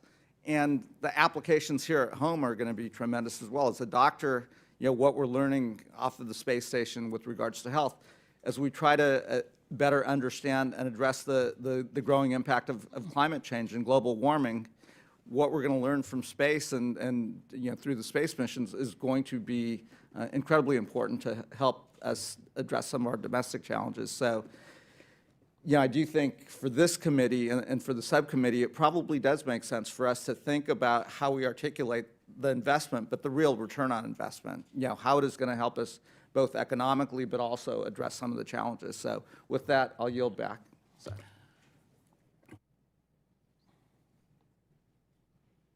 Thank you very much, Mr. Barrett. Thank you, Madam Chair, and I appreciate all of our witnesses being here today. I just think this kind of discussion is extremely good as we try to make decisions about the budget and so on. But my first question goes to Dr. Whitson. I just want to compliment you for serving as the commander of the International Space Station, not once, but twice. So that had to be an interesting experience. I'm not sure I'm ready to go with Dr. Olson yet, so I think I'll take a while to get in shape. But anyway, you make mention, I found this interesting, you make mention about the early stages of human habitation on the moon's surface, and while we're taking advantage of local resources. And then someone mentioned water again, as you did in your testimony. So I guess my question is how applicable is it that we make a test run to the moon maybe and take advantage of some of the resources there as we try to go to Mars? Is that an essential component to our research? I think it will be. We have found so many things in the 20 years of operating on ISS that, you know, we have brilliant engineers, but once we get it up there and we test it out, we find out, well, maybe we ought to modify it to work better. And I think doing some of that exploratory testing on the lunar surface can help us be better prepared for what we will find when we get to Mars, because that's a lot farther away. And so being better prepared is going to make the mission more likely to succeed. But I think taking advantage of those resources that we can find on the moon potentially could even serve as a fuel depot and send us out to Mars even easier. So that's another option for us, that we would build on this stepping stone of infrastructure to get us further and further out into space. So I really do feel that those steps are going to be important for us. And it's a good place for us to learn, where we're just a few days away from Earth rather than, 6-8 months. I share your concern there. Anyway. My second question also goes to Dr. Whitson, and that's regarding, the public's attention is drawn many times to the NASA's activities in outer space, and yet we continue to work with critical forward-leaning technologies such as low-boom supersonic demonstrators and hypersonic aircraft. So the question is, how can NASA best serve our nation's needs for aviation research and development, and how should we focus in our limited resources when it comes to aeronautics? Well, I definitely think NASA is still doing a lot of cutting-edge research in aeronautics as well as space research. So I am very supportive of what we're doing to develop supersonic space flight. I think it'll be a great spin-off, maybe even used by commercially for other companies within the United States, hopefully building new aircraft that are going to take us further and faster. But also all of the software and other technologies developed to keep aircraft safe while in the really low Earth orbit. Thank you. My next question then goes to Dr. Stofan, and that deals with, we're starting a new Congress here, and we have an opportunity to take a critical look at NASA's near-term goals and their aspirations. So my first question is, what should NASA be focused on in the next year or two? And then what issues demand the agency's immediate attention? And I think some of that has been addressed already, but just for my sake, would you elaborate on that, please? Yeah, to me, the most critical thing, if you look at NASA over the next couple of years, it's going to be maintaining the critical balance that NASA has across astrophysics, earth science, planetary science, and heliophysics. Maintaining that scientific balance, making sure the investments are being made to gather data from space weather came up earlier, to making sure that we're gathering data that helps farmers around the country, helps us understand our water resources around this country. Those data are critical, and we need to pay attention to those critical data sets. And as we move forward, saying what is a sustainable, affordable plan for getting humans into deep space is critical. And then I'm very in favor and happy you brought up the supersonics, the hypersonic work that NASA does. Those investments really help move our aviation forward in this country. So, thank you. And Dr. Rose, I'm sorry, I'm out of time. Thank you very much, Dr. Foster. And thank you, Madam Chair, and thank you to our panel. One of the things that strikes me is the difficulty in penciling out a, sustainable, affordable plan for a really aggressive move into space is that in the last 50 years, we've made very little progress in the cost per kilogram of getting stuff into low Earth orbit. If you look at all of the future plans, there's very little that could not be completely understood by Wernher von Braun.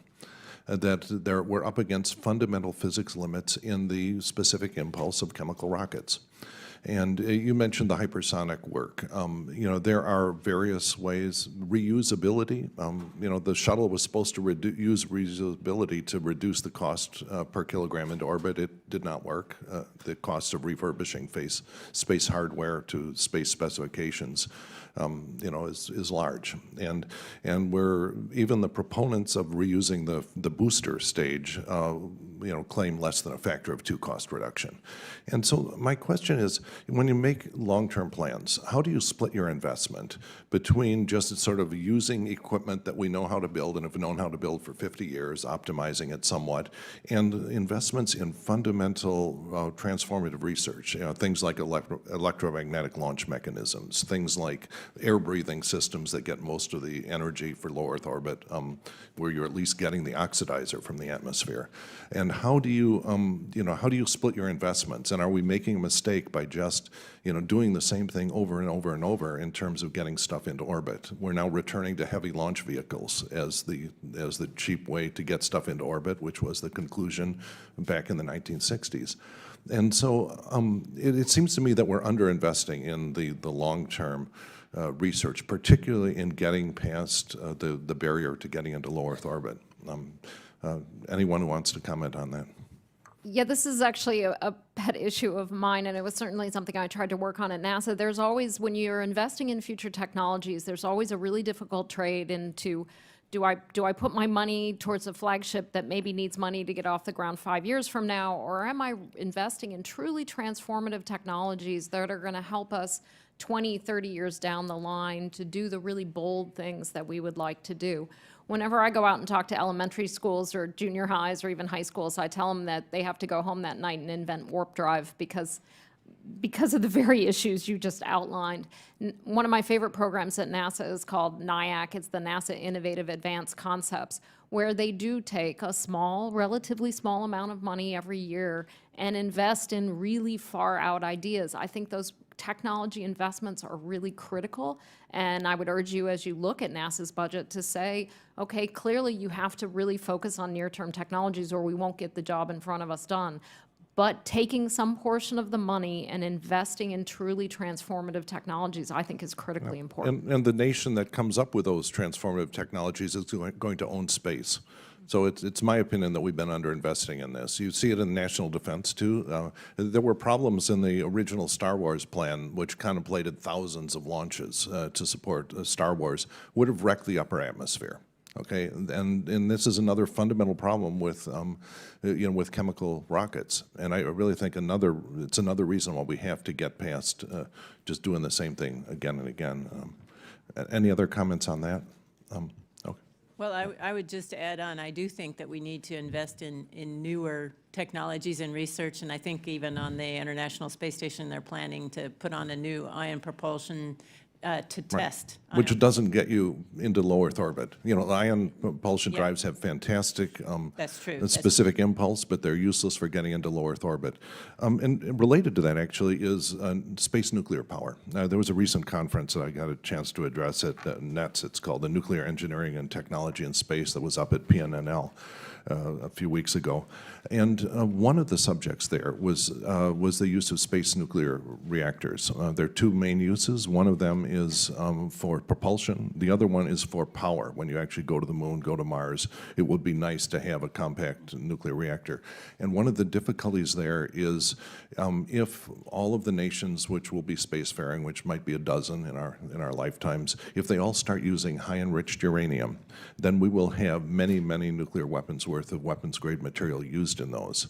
And I was wondering what you think about the usefulness of having the U.S. lead the world in developing space-qualified reactor designs with using low-enriched, non-weapons-grade uranium, and really making that the standard for all spacefaring nations.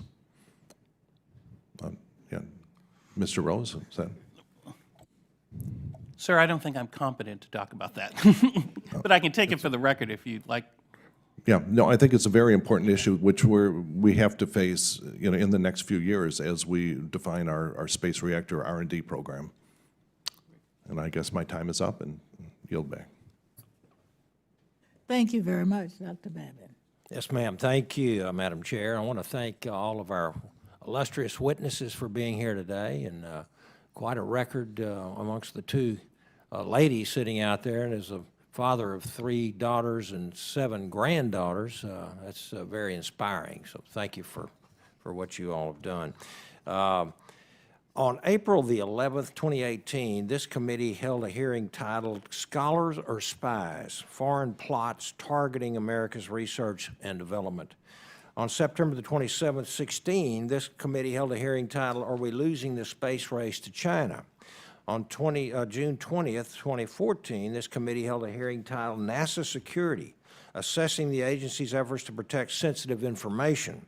According to the U.S.-China Economic Security Review Commission annual report, China continues to pursue a broad counterspace program to challenge the U.S. information superiority in a conflict and disrupt or destroy U.S. satellites if necessary.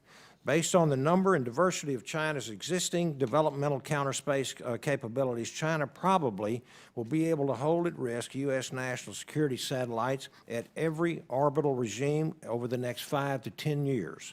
China also undertakes significant effort to acquire and assimilate foreign technologies, especially from the United States. And in 2007, China conducted an anti-satellite test, which has already been mentioned today, that produced the largest amount of orbital debris in a single event. NASA's Orbital Debris Program Office estimated that roughly 30% of the objects greater than 10 centimeters would still be in orbit by 2035. In 2011, this debris passed within 6 kilometers of the ISS. Because of the risk posed by cooperation on space issues with China, Section 530 of the fiscal year 2019 Appropriations Act, as well as every Appropriations Act since 2011, prohibits NASA and the Office of Science and Technology Policy bilateral interaction with China unless the administration can certify that China does not pose a threat to U.S. technology and that they are no longer a violator of human rights. So, Mr. Rose, should the Appropriations Committee revisit this prohibition? And if so, how can we ensure the protection of our national security and prevent the theft of our nation's intellectual property? Sir, I think you're absolutely correct that China is developing a full range of anti-satellite capabilities, and I've been very outspoken on this, both in and outside of government. I did not recommend in my testimony that the Congress repeal. What I did recommend is that we need to manage China. We need a comprehensive strategy, and as part of that comprehensive strategy, the committee should look at this. And this was driven, my testimony, by some comments that Charlie Bolden, the former administrator, made a couple of months ago. But I do not discount the potential threat that China poses to our space assets. However, we need to work with China on some of these sustainability issues. Okay. So, you know, we got to get a balance. Absolutely. Thank you very much. I'd like to add an op-ed here into the record, Madam Chair, if you don't mind. Navy industry partners are under cyber siege by Chinese hackers, a review asserts. If you don't mind. No objection. All right, thank you. Now, I'd also like to ask all of you, if you don't mind, the International Space Station is one of our nation's greatest technological and international achievements. And currently, the U.S. and its partners are planning to operate the ISS through 2024. According to the National Research Council's Pathways report from 2014, if NASA maintains a presence on the ISS past 2024 without significant increases to NASA's overall budget, it will lack the resources to fund the development of systems that will push human presence beyond low Earth orbit until late in the next decade.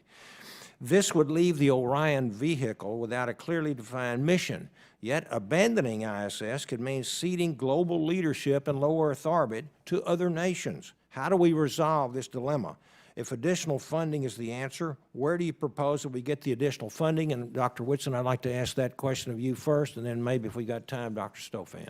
Sure. I think it's a very complex question. We've had to deal with it in the past when, for instance, we shut down the shuttle program with no capability to launch U.S. citizens into orbit, and we are still waiting 8 years later for that capability. So I think we have to be very careful about how we plan a transition. so that we can do it in such a way that we still don't lose that leadership in low Earth orbit as we transition further beyond. So I do think it's an important question to ask. I'm not sure where the money comes from, but I think if we can encourage commercial and maybe even more international partnerships, maybe that could help us decrease the funding from the ISS and allow it to go. Can we indulge, Madam Chairman, Dr. Stofan? I agree with Peggy. I mean, the problem is, obviously, it's been long recognized that you need that wedge of funding that goes to the ISS, and certainly a deep space gateway would be a destination for Orion. So I do think you have to balance that retirement. And as Peggy said, I think commercial and international partnerships are critical to say, how do we maintain a presence, a human presence in low Earth orbit, while NASA focuses its resources on the next destination? Okay, thank you very much, and I yield back. Thank you very much, Ms. Fletcher. Thank you, Madam Chairwoman and Ranking Member Lucas, for holding this important hearing today, and thank you to the really excellent witnesses that we've heard from testifying here this morning on the future of America in space. As a native Houstonian, I grew up proud to hear Neil Armstrong's voice throughout my childhood saying, "Houston, Tranquility Base here, the Eagle has landed." And as a representative from the Houston delegation, along with my colleagues here on the committee, we all share that same pride as a leader in space and as a real home for NASA. From the early days of the Gemini and Apollo missions through the Space Shuttle program and the International Space Station, the Johnson Space Center continues to play, as it has, a pivotal role in leading, managing, and operating America's major human space programs. Additionally, the Johnson Space Center is a positive force in the greater Houston region and plays a vital economic role in our community. The dollars spent in procurements, grants to educational institutions and nonprofits, and aerospace contractors enhances business development and creates jobs in our region. And as we've heard today, investment in technology returns benefits that many of us don't even realize as we use them, everything from baby formula to ski boots. So I appreciate the testimony that we've heard. We're committed to that. But we are seeing a change, some changes in the industry. And Dr. Stofan, I'd like to hear from you a little bit more. In your testimony, you talked about finding the right balance with the private sector that would allow NASA to focus on big picture exploration and cutting edge science and aeronautics. NASA is the second largest federal employer in the Houston area, with nearly 3,000 civil servants and more than 7,000 federal contractors. So what do you think is the best way to foster cooperation that benefits NASA and the private sector as we head into this sort of commercialized area in the space industry? I think it's really thinking about roles and responsibilities. So what is the private sector best suited to do? And I think we've seen that with commercial crew coming forward. We've certainly seen that amply demonstrated with commercial cargo, where you've had SpaceX and Orbital Northrop Grumman delivering cargo to the space station, and we're soon to see SpaceX and Boeing sending crew to the space station. And then as we move to the moon, I think the question becomes ever more complex. What should NASA be investing in? Where's the private sector going to put their investment? And how does that balance out to, again, make sure that NASA can continue its important science programs, its important aeronautical research, and continue to move humans outward? And so I think it is all about balance, and it's about looking at what is the private sector willing to take on. And I think we're going to see this especially in the next decade in terms of low Earth orbit. We've made a lot of investment on research on the space station. Is there an economic case, for example, for manufacturing, for drug development in low Earth orbit, where private companies will be willing to put the majority of their dollars because they see a profit motive? And that, I think, is going to play out over the next decade, and I think it's not clear what's going to happen. Thank you. Would anyone else like to weigh in on that question?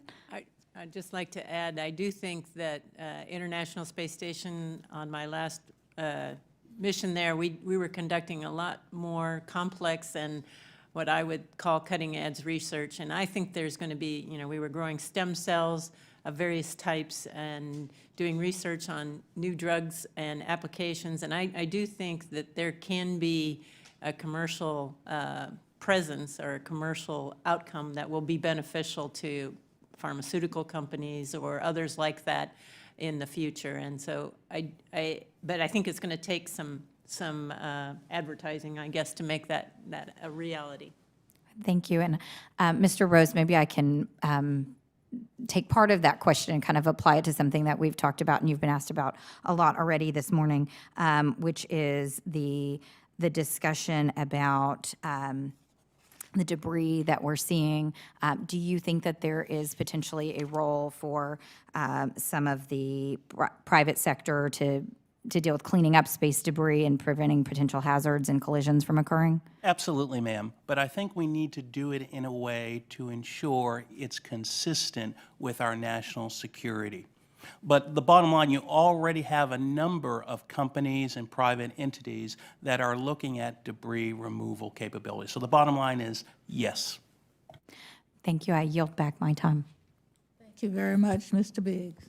Thank you, Madam Chair. And I thank each of you for being here with us today. Last year, I participated in a panel on space in Arizona, in which two major missions were a major focus of the conversation. And one of those missions is OSIRIS-X. It's being led by the University of Arizona and has already made contact with the asteroid Bennu. Another mission called Psyche, which will head out to an all-metal asteroid of the same name, is scheduled to launch in 2022. That mission is being led by Arizona State University, notwithstanding our, the recent developments on bribery and getting into universities, and they didn't want to go to ASU. That's a shame if they were interested in space or partying, apparently. But you'll see that there's a common thread to both of these missions. They're both university-led missions. OSIRIS-REx came in on time and on budget, and so far it looks like Psyche's on time and will probably be on budget as well. So my question to you, our esteemed panel, great knowledge and experience on this panel, and I am delighted to be able to ask you this question, is, given that university completable missions have an impressive record, do you think we as policymakers should encourage more of these joint efforts like this? And if so, what do you see as the best way to facilitate that, both from the policymaker point of view and also from the agency point of view? Principal investigator-led missions, and I'm a big fan of both of the missions. You mentioned Psyche and OSIRIS-REx, incredible missions that are really going to help us understand the fundamental building blocks that made our own planet. These PI-led missions at NASA, whether it's in planetary science, astrophysics, heliophysics, or earth science, where we do have competed lines, NASA does have competed lines, though you are right, those missions have a wonderful track record of coming in on time and on budget. And part of the reason is those missions have to go through a pretty rigorous proposal process. And so when I spoke earlier about that upfront costing of a mission and the effort that has to go in, that's a big reason why those missions tend to stay on budget. They go through a rigorous competition process, and they really have to hone their estimates. And they don't tend to try to do things that are really pushing technology, really pushing what we can do. Face it, when you look at the design of James Webb, it is pushing every technology from the sunshade to the mirrors themselves. And so you're going to get into trouble because there's so many unknown unknowns. With PI-led missions, that's been driven down to a much smaller box. I yield back. Thank you very much. Mr. Caston. Thank you, Madam Chair. Thank you to the panel. I want to focus a little bit more on the Earth. In 2009, the National Academy has published a study, America's Future in Space, which listed, among other things, that NASA and NOAA should lead the formation of an international satellite observing architecture capable of monitoring global climate change and its consequences. I am troubled, angry, a little bit frightened by the fact that the Trump budgets have consistently scaled back on those programs in their budget proposals, including the Plankton Aerosol Cloud Ocean Ecosystem Mission and the Climate Absolute Radiance and Refractivity Observatory Pathfinder Mission, both of which were designed to really study how our climate is changing and what we need to know to try to stay ahead of this rather than falling behind. First question is for Dr. Stofan. Are we doing enough currently to meet the recommendations made by the National Academies in 2009? And if not, what kinds of investments should we be prioritizing to make sure we're on top of climate science and space?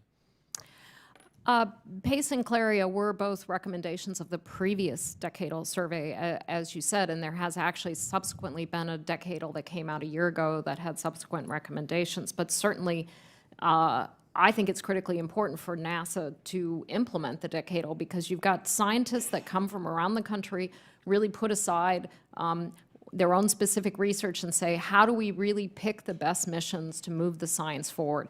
That's where Pace and Clario came from. Those missions are critical to help us understand this planet, and the recommendations of the subsequent decadal, when we now know so much more about climate change and so much more about how the effects of climate change are affecting us right now, from increased severe weather to impacts on agriculture, too much water in some places, too little in other places.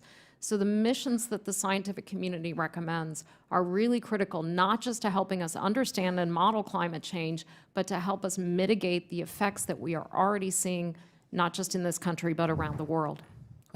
Thank you. I want to, you'd mentioned mitigation and watching. I want to focus somewhat more narrowly now on the actual emissions and release and for non-CO2 greenhouse gases.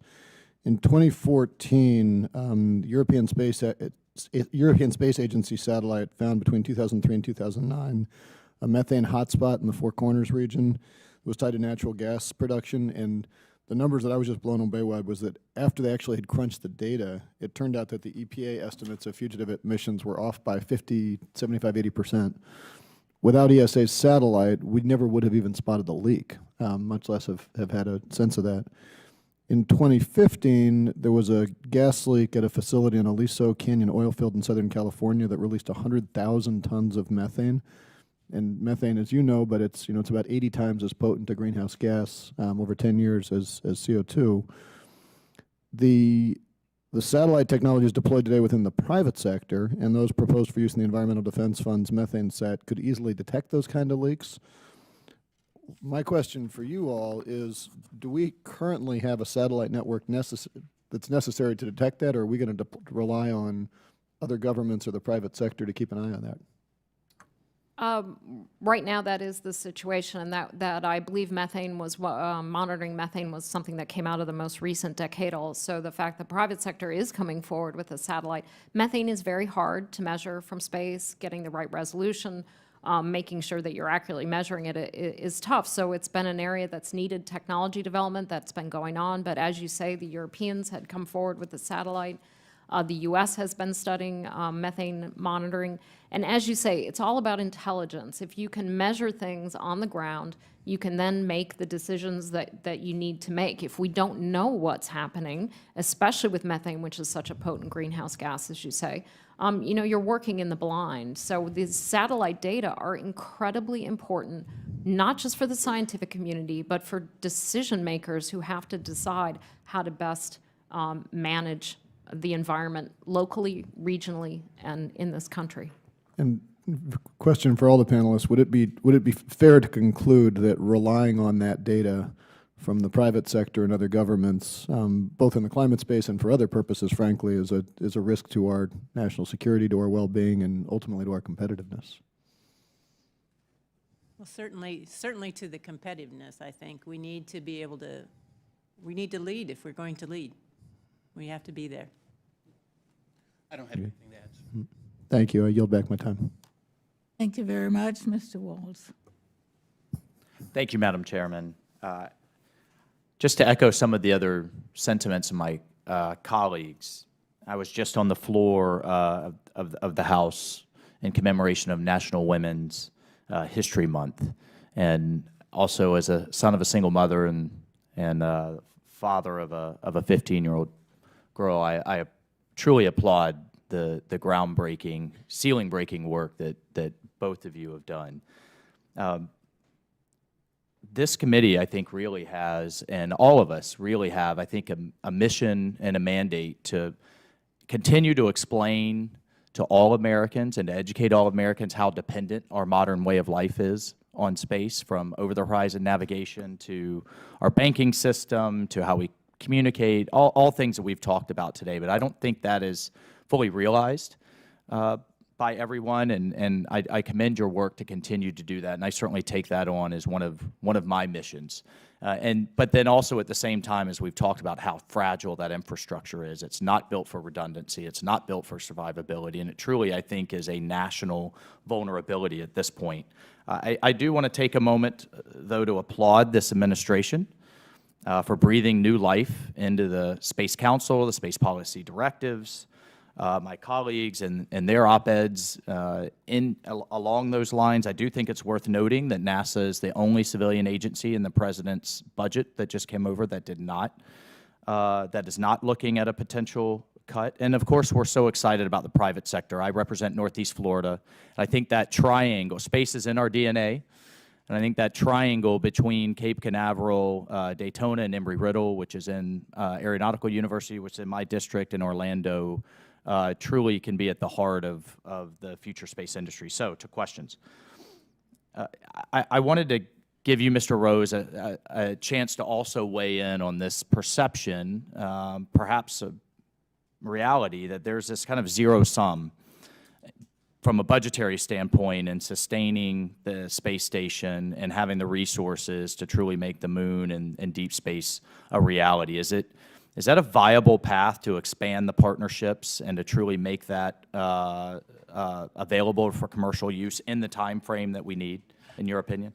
Sir, to be honest with you, I don't know. As I mentioned earlier, I'm kind of a military space guy, so I don't know the answer. Sorry. Oh, that's okay. But I was just out at the National Reconnaissance Office, and for me, what was so telling there was how interdependent all of these things are. I mean, just the things that they're able to do now because of what the private sector is doing and the affordability of launch, all of those things is really fantastic. Then maybe I'll open it up to a broader question. How can NASA do things better? I mean, it's one thing to say we need more, more is always better in terms of resources. I got it. But there's an efficiency component here, and there's a perception, at least coming to me, as someone who's new to the committee, that NASA sees each of its programs as somewhat siloed, or maybe they are siloed as competing for limited resources. So how do we change that sentiment, if you agree that it exists, to cultivate a more streamlined agency, and how can we help? Well, I think one of the best ways we can do that is to expand on what we've done with commercial cargo and commercial crew, to try and take advantage of the innovative ideas out there and have them developed in part by private agencies, giving them a platform and a place to go, in essence. We pay for it, but much less than what it would cost us if we had done it ourselves. So I think we need to expand on those capabilities throughout, wherever we can, whether it's other technologies that we can develop on the moon for. Do you sense that, or is government being a hindrance or help? And I mean, what can we do from our foxhole here? Overall, I think the government provides the leadership. NASA provides the leadership that is required. And even our international partners that we work with say, well, when's NASA going to have the definitive plan so that we can get on board? Because they expect us to be the leader, and we need to serve that role as a leader. I think NASA is that role. So having or better communicating that there's long-range objectives, yes, right, that the private sector can then make sensible investments into. Is that a fair statement? And to integrate it with the plans in such a way as to optimize the outcome and get the. Should the private sector be part of the planning process, or is it we plan and then we'll let you know what it is? I don't think it would hurt to have the private sector as part of the planning process. Okay. Thank you. I yield my time. Thank you very much. Just want to make a comment. There was a 2.3 decrease in the budget. Thank you. Decrease. It really doesn't keep up with inflation. Ms. Stevens. Thank you so much, and thank you to our distinguished panelists for joining us for this exciting hearing on America in space, future visions, current issues. I represent a district in southeastern Michigan, the suburbs of Detroit, known for its auto industry, known for what we do here on planet Earth. But our robust supply chain is also deeply connected to aerospace.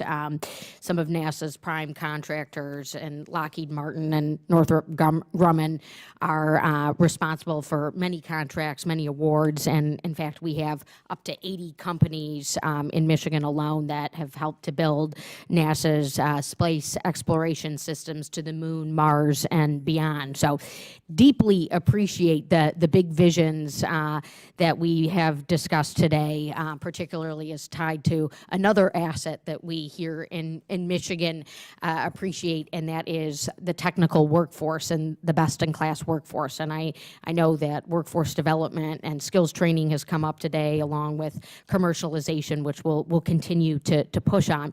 My first question is for you, Dr. Stofan. I read through your testimony and appreciate everything that you packed in what is the 5 minutes that you get to do your testimony. And one line in particular jumped out to me: the discovery of extraterrestrial life, as you described, being a defining moment in the 21st century, just as the moon landing was. And for those of you watching at home, I imagine, we have visions of what extraterrestrial life is. Movies tend to define it. But I was wondering, from your scientific standpoint, could you kind of give us a description of what extraterrestrial life might be? Yeah, and I'm afraid for so many people listening at home, they might be a little disappointed that I'm not talking about little green men, especially if we're looking at fossil evidence of life on Mars, if we're looking under the icy crust of Europa. We're probably talking about microbes, and I'd have to take you back to the fact that life here on Earth evolved in the oceans. It stayed in the oceans for over 1 billion years, and it really didn't get much past single-cell, pond scum algae for a really, really long time, so billions of years to get very complex life. So when we look outward in our solar system, we're really anticipating we're going to find sort of single-celled, very simple multi-celled organisms. So you might say, well, then why are we looking? That's so boring. It's not boring, because we have these fundamental questions. Does it have cell structure that like our life here on Earth does? Does it have RNA? Does it have DNA? And how can we use that information to better understand life here on Earth?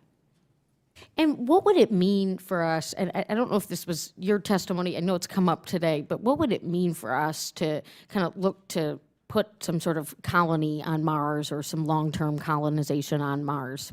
Mars is really hard, and Peggy can answer this better than I can, but Mars is hard. So when you think of those initial scientists, engineers, doctors going to Mars, think a little bit more like an Antarctic outpost. Mars is tough. There's a lot of radiation on the surface. It's a tough environment for humans. So it's going to start small and grow over time.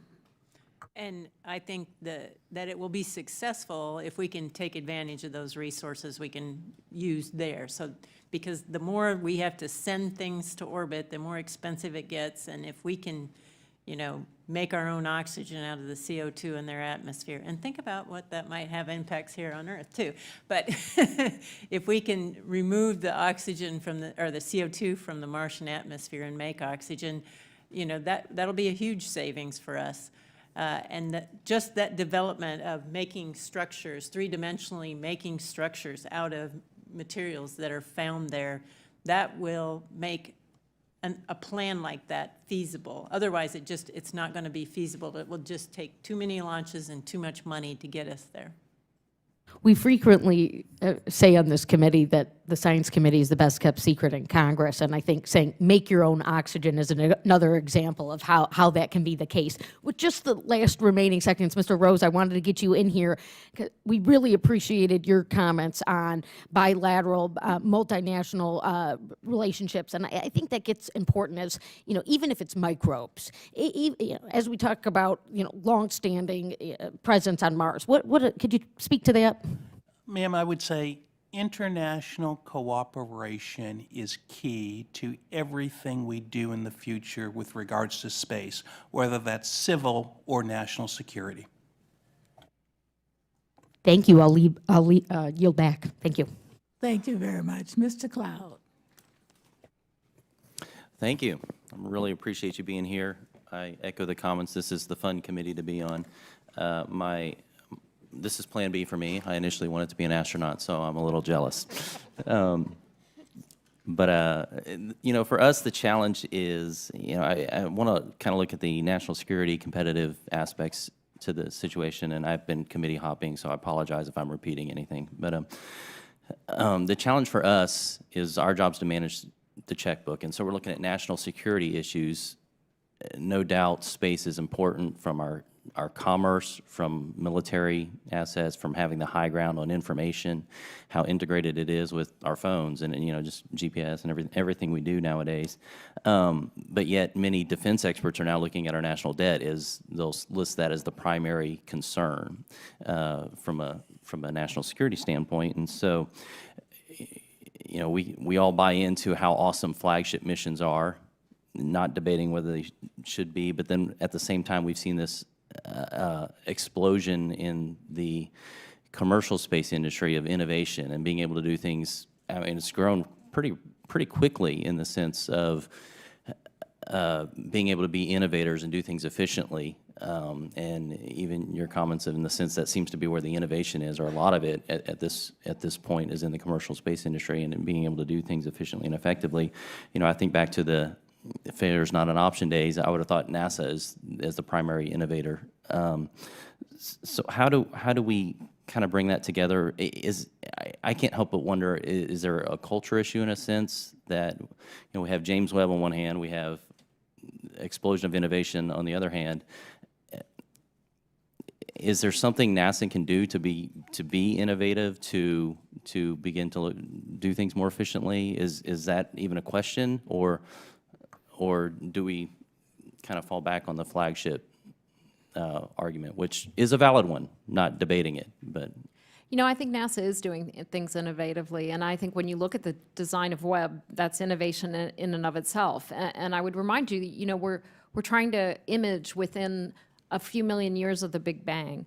We are measuring the atmospheres of planets around other stars. We are doing amazing things, and that's what 60 years of leadership at NASA has done. It has made us the world leaders in astrophysics, in earth science, in planetary science, in heliophysics. It puts us in an amazing position, and with each of those innovations comes leadership and technology, and those technologies spin off in ways that benefit our economy. And I'd just like to add on, just to clarify my previous statement about commercial providers are doing things very innovatively. They can do them faster than NASA. NASA is also doing things in an innovative way, but we have a different focus, a different mission that we're looking further into the future for. And so I think that is the distinction between the two. NASA is an incredible problem solver. We're taking the really, really big problems and trying to make them into bite-sized pieces. Right. And I think if we can hand some of those pieces off to commercial to come out, do a faster turnaround, then together I think we can be the problem solvers that will get us to the lunar surface. I've talked to some people in the private space industry that, of course, most of those came from NASA, and the brain trust has been dispersed in a sense, and asked them specifically, like, what's the difference? And just the ability to move quicker, I think, was part of it. And I don't know if there's stuff that we could do to make that simpler on you either, and I'd be open to those kind of ideas. Mr. Rose, in a recent article advocating for the creation of U.S. Space Command, you acknowledge that both Russia and China are developing anti-satellite weapons to threaten the U.S. and our allies. Are we prepared to respond to an anti-satellite attack?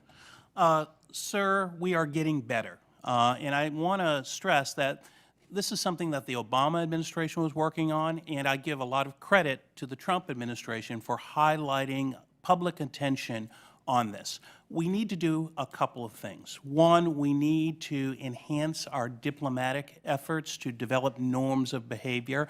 But secondly, we need to enhance the resiliency of our space architectures.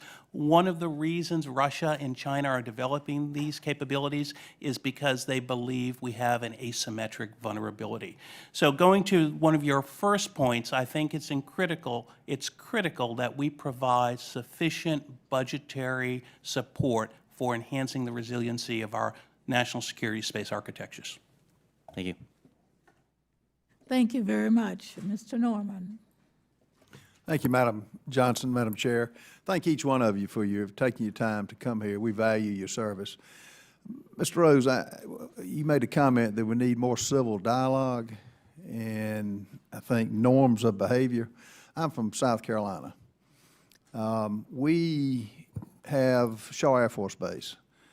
I got a front row seat to China when I went in that small company in Chesterfield, South Carolina, that had a center of the business walled off. I said, can I get in, can I go see it? No.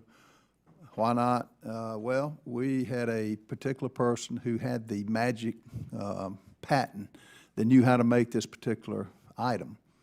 Lo and behold, a month later, he was gone.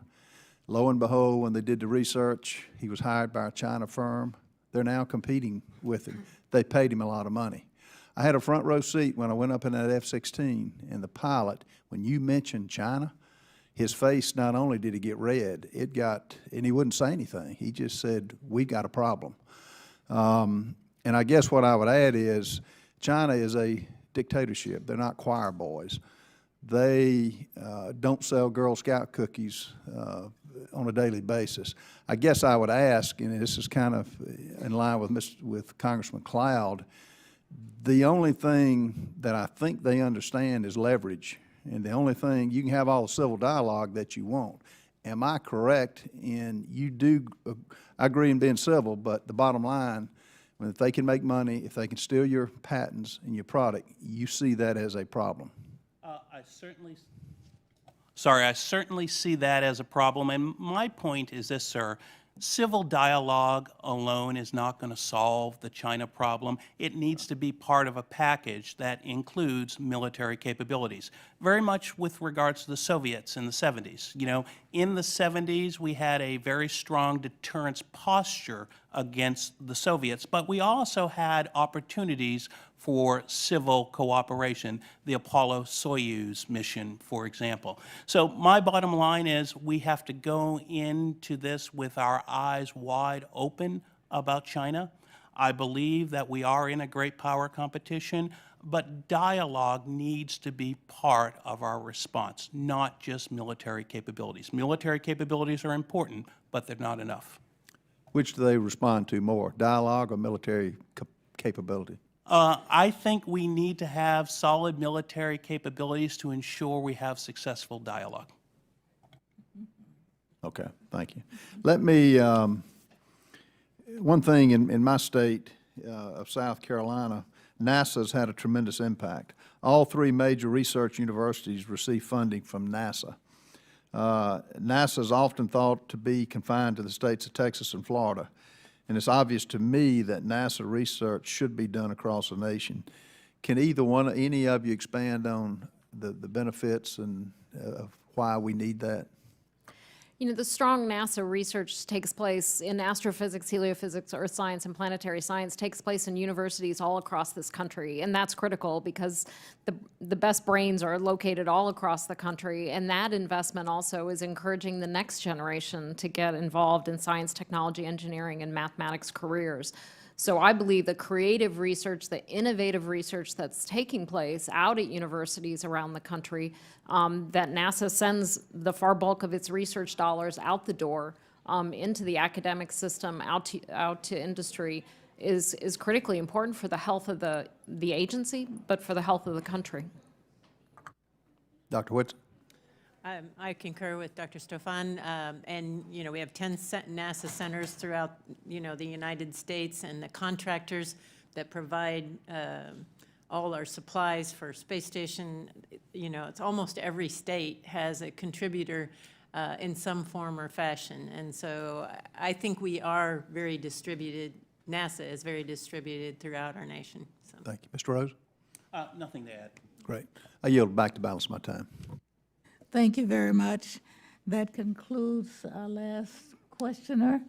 Let me express my great appreciation to our witnesses, Dr. Stofan, Dr. Whitson, and Mr. Rose. We appreciate you being here and for all you've done. And before we close the hearing, I want to announce that the record will remain open for 2 weeks for additional statements from the members or for any additional questions the committee may ask the witnesses. Our witnesses are now excused, and the meeting is adjourned. Good job. Thank you.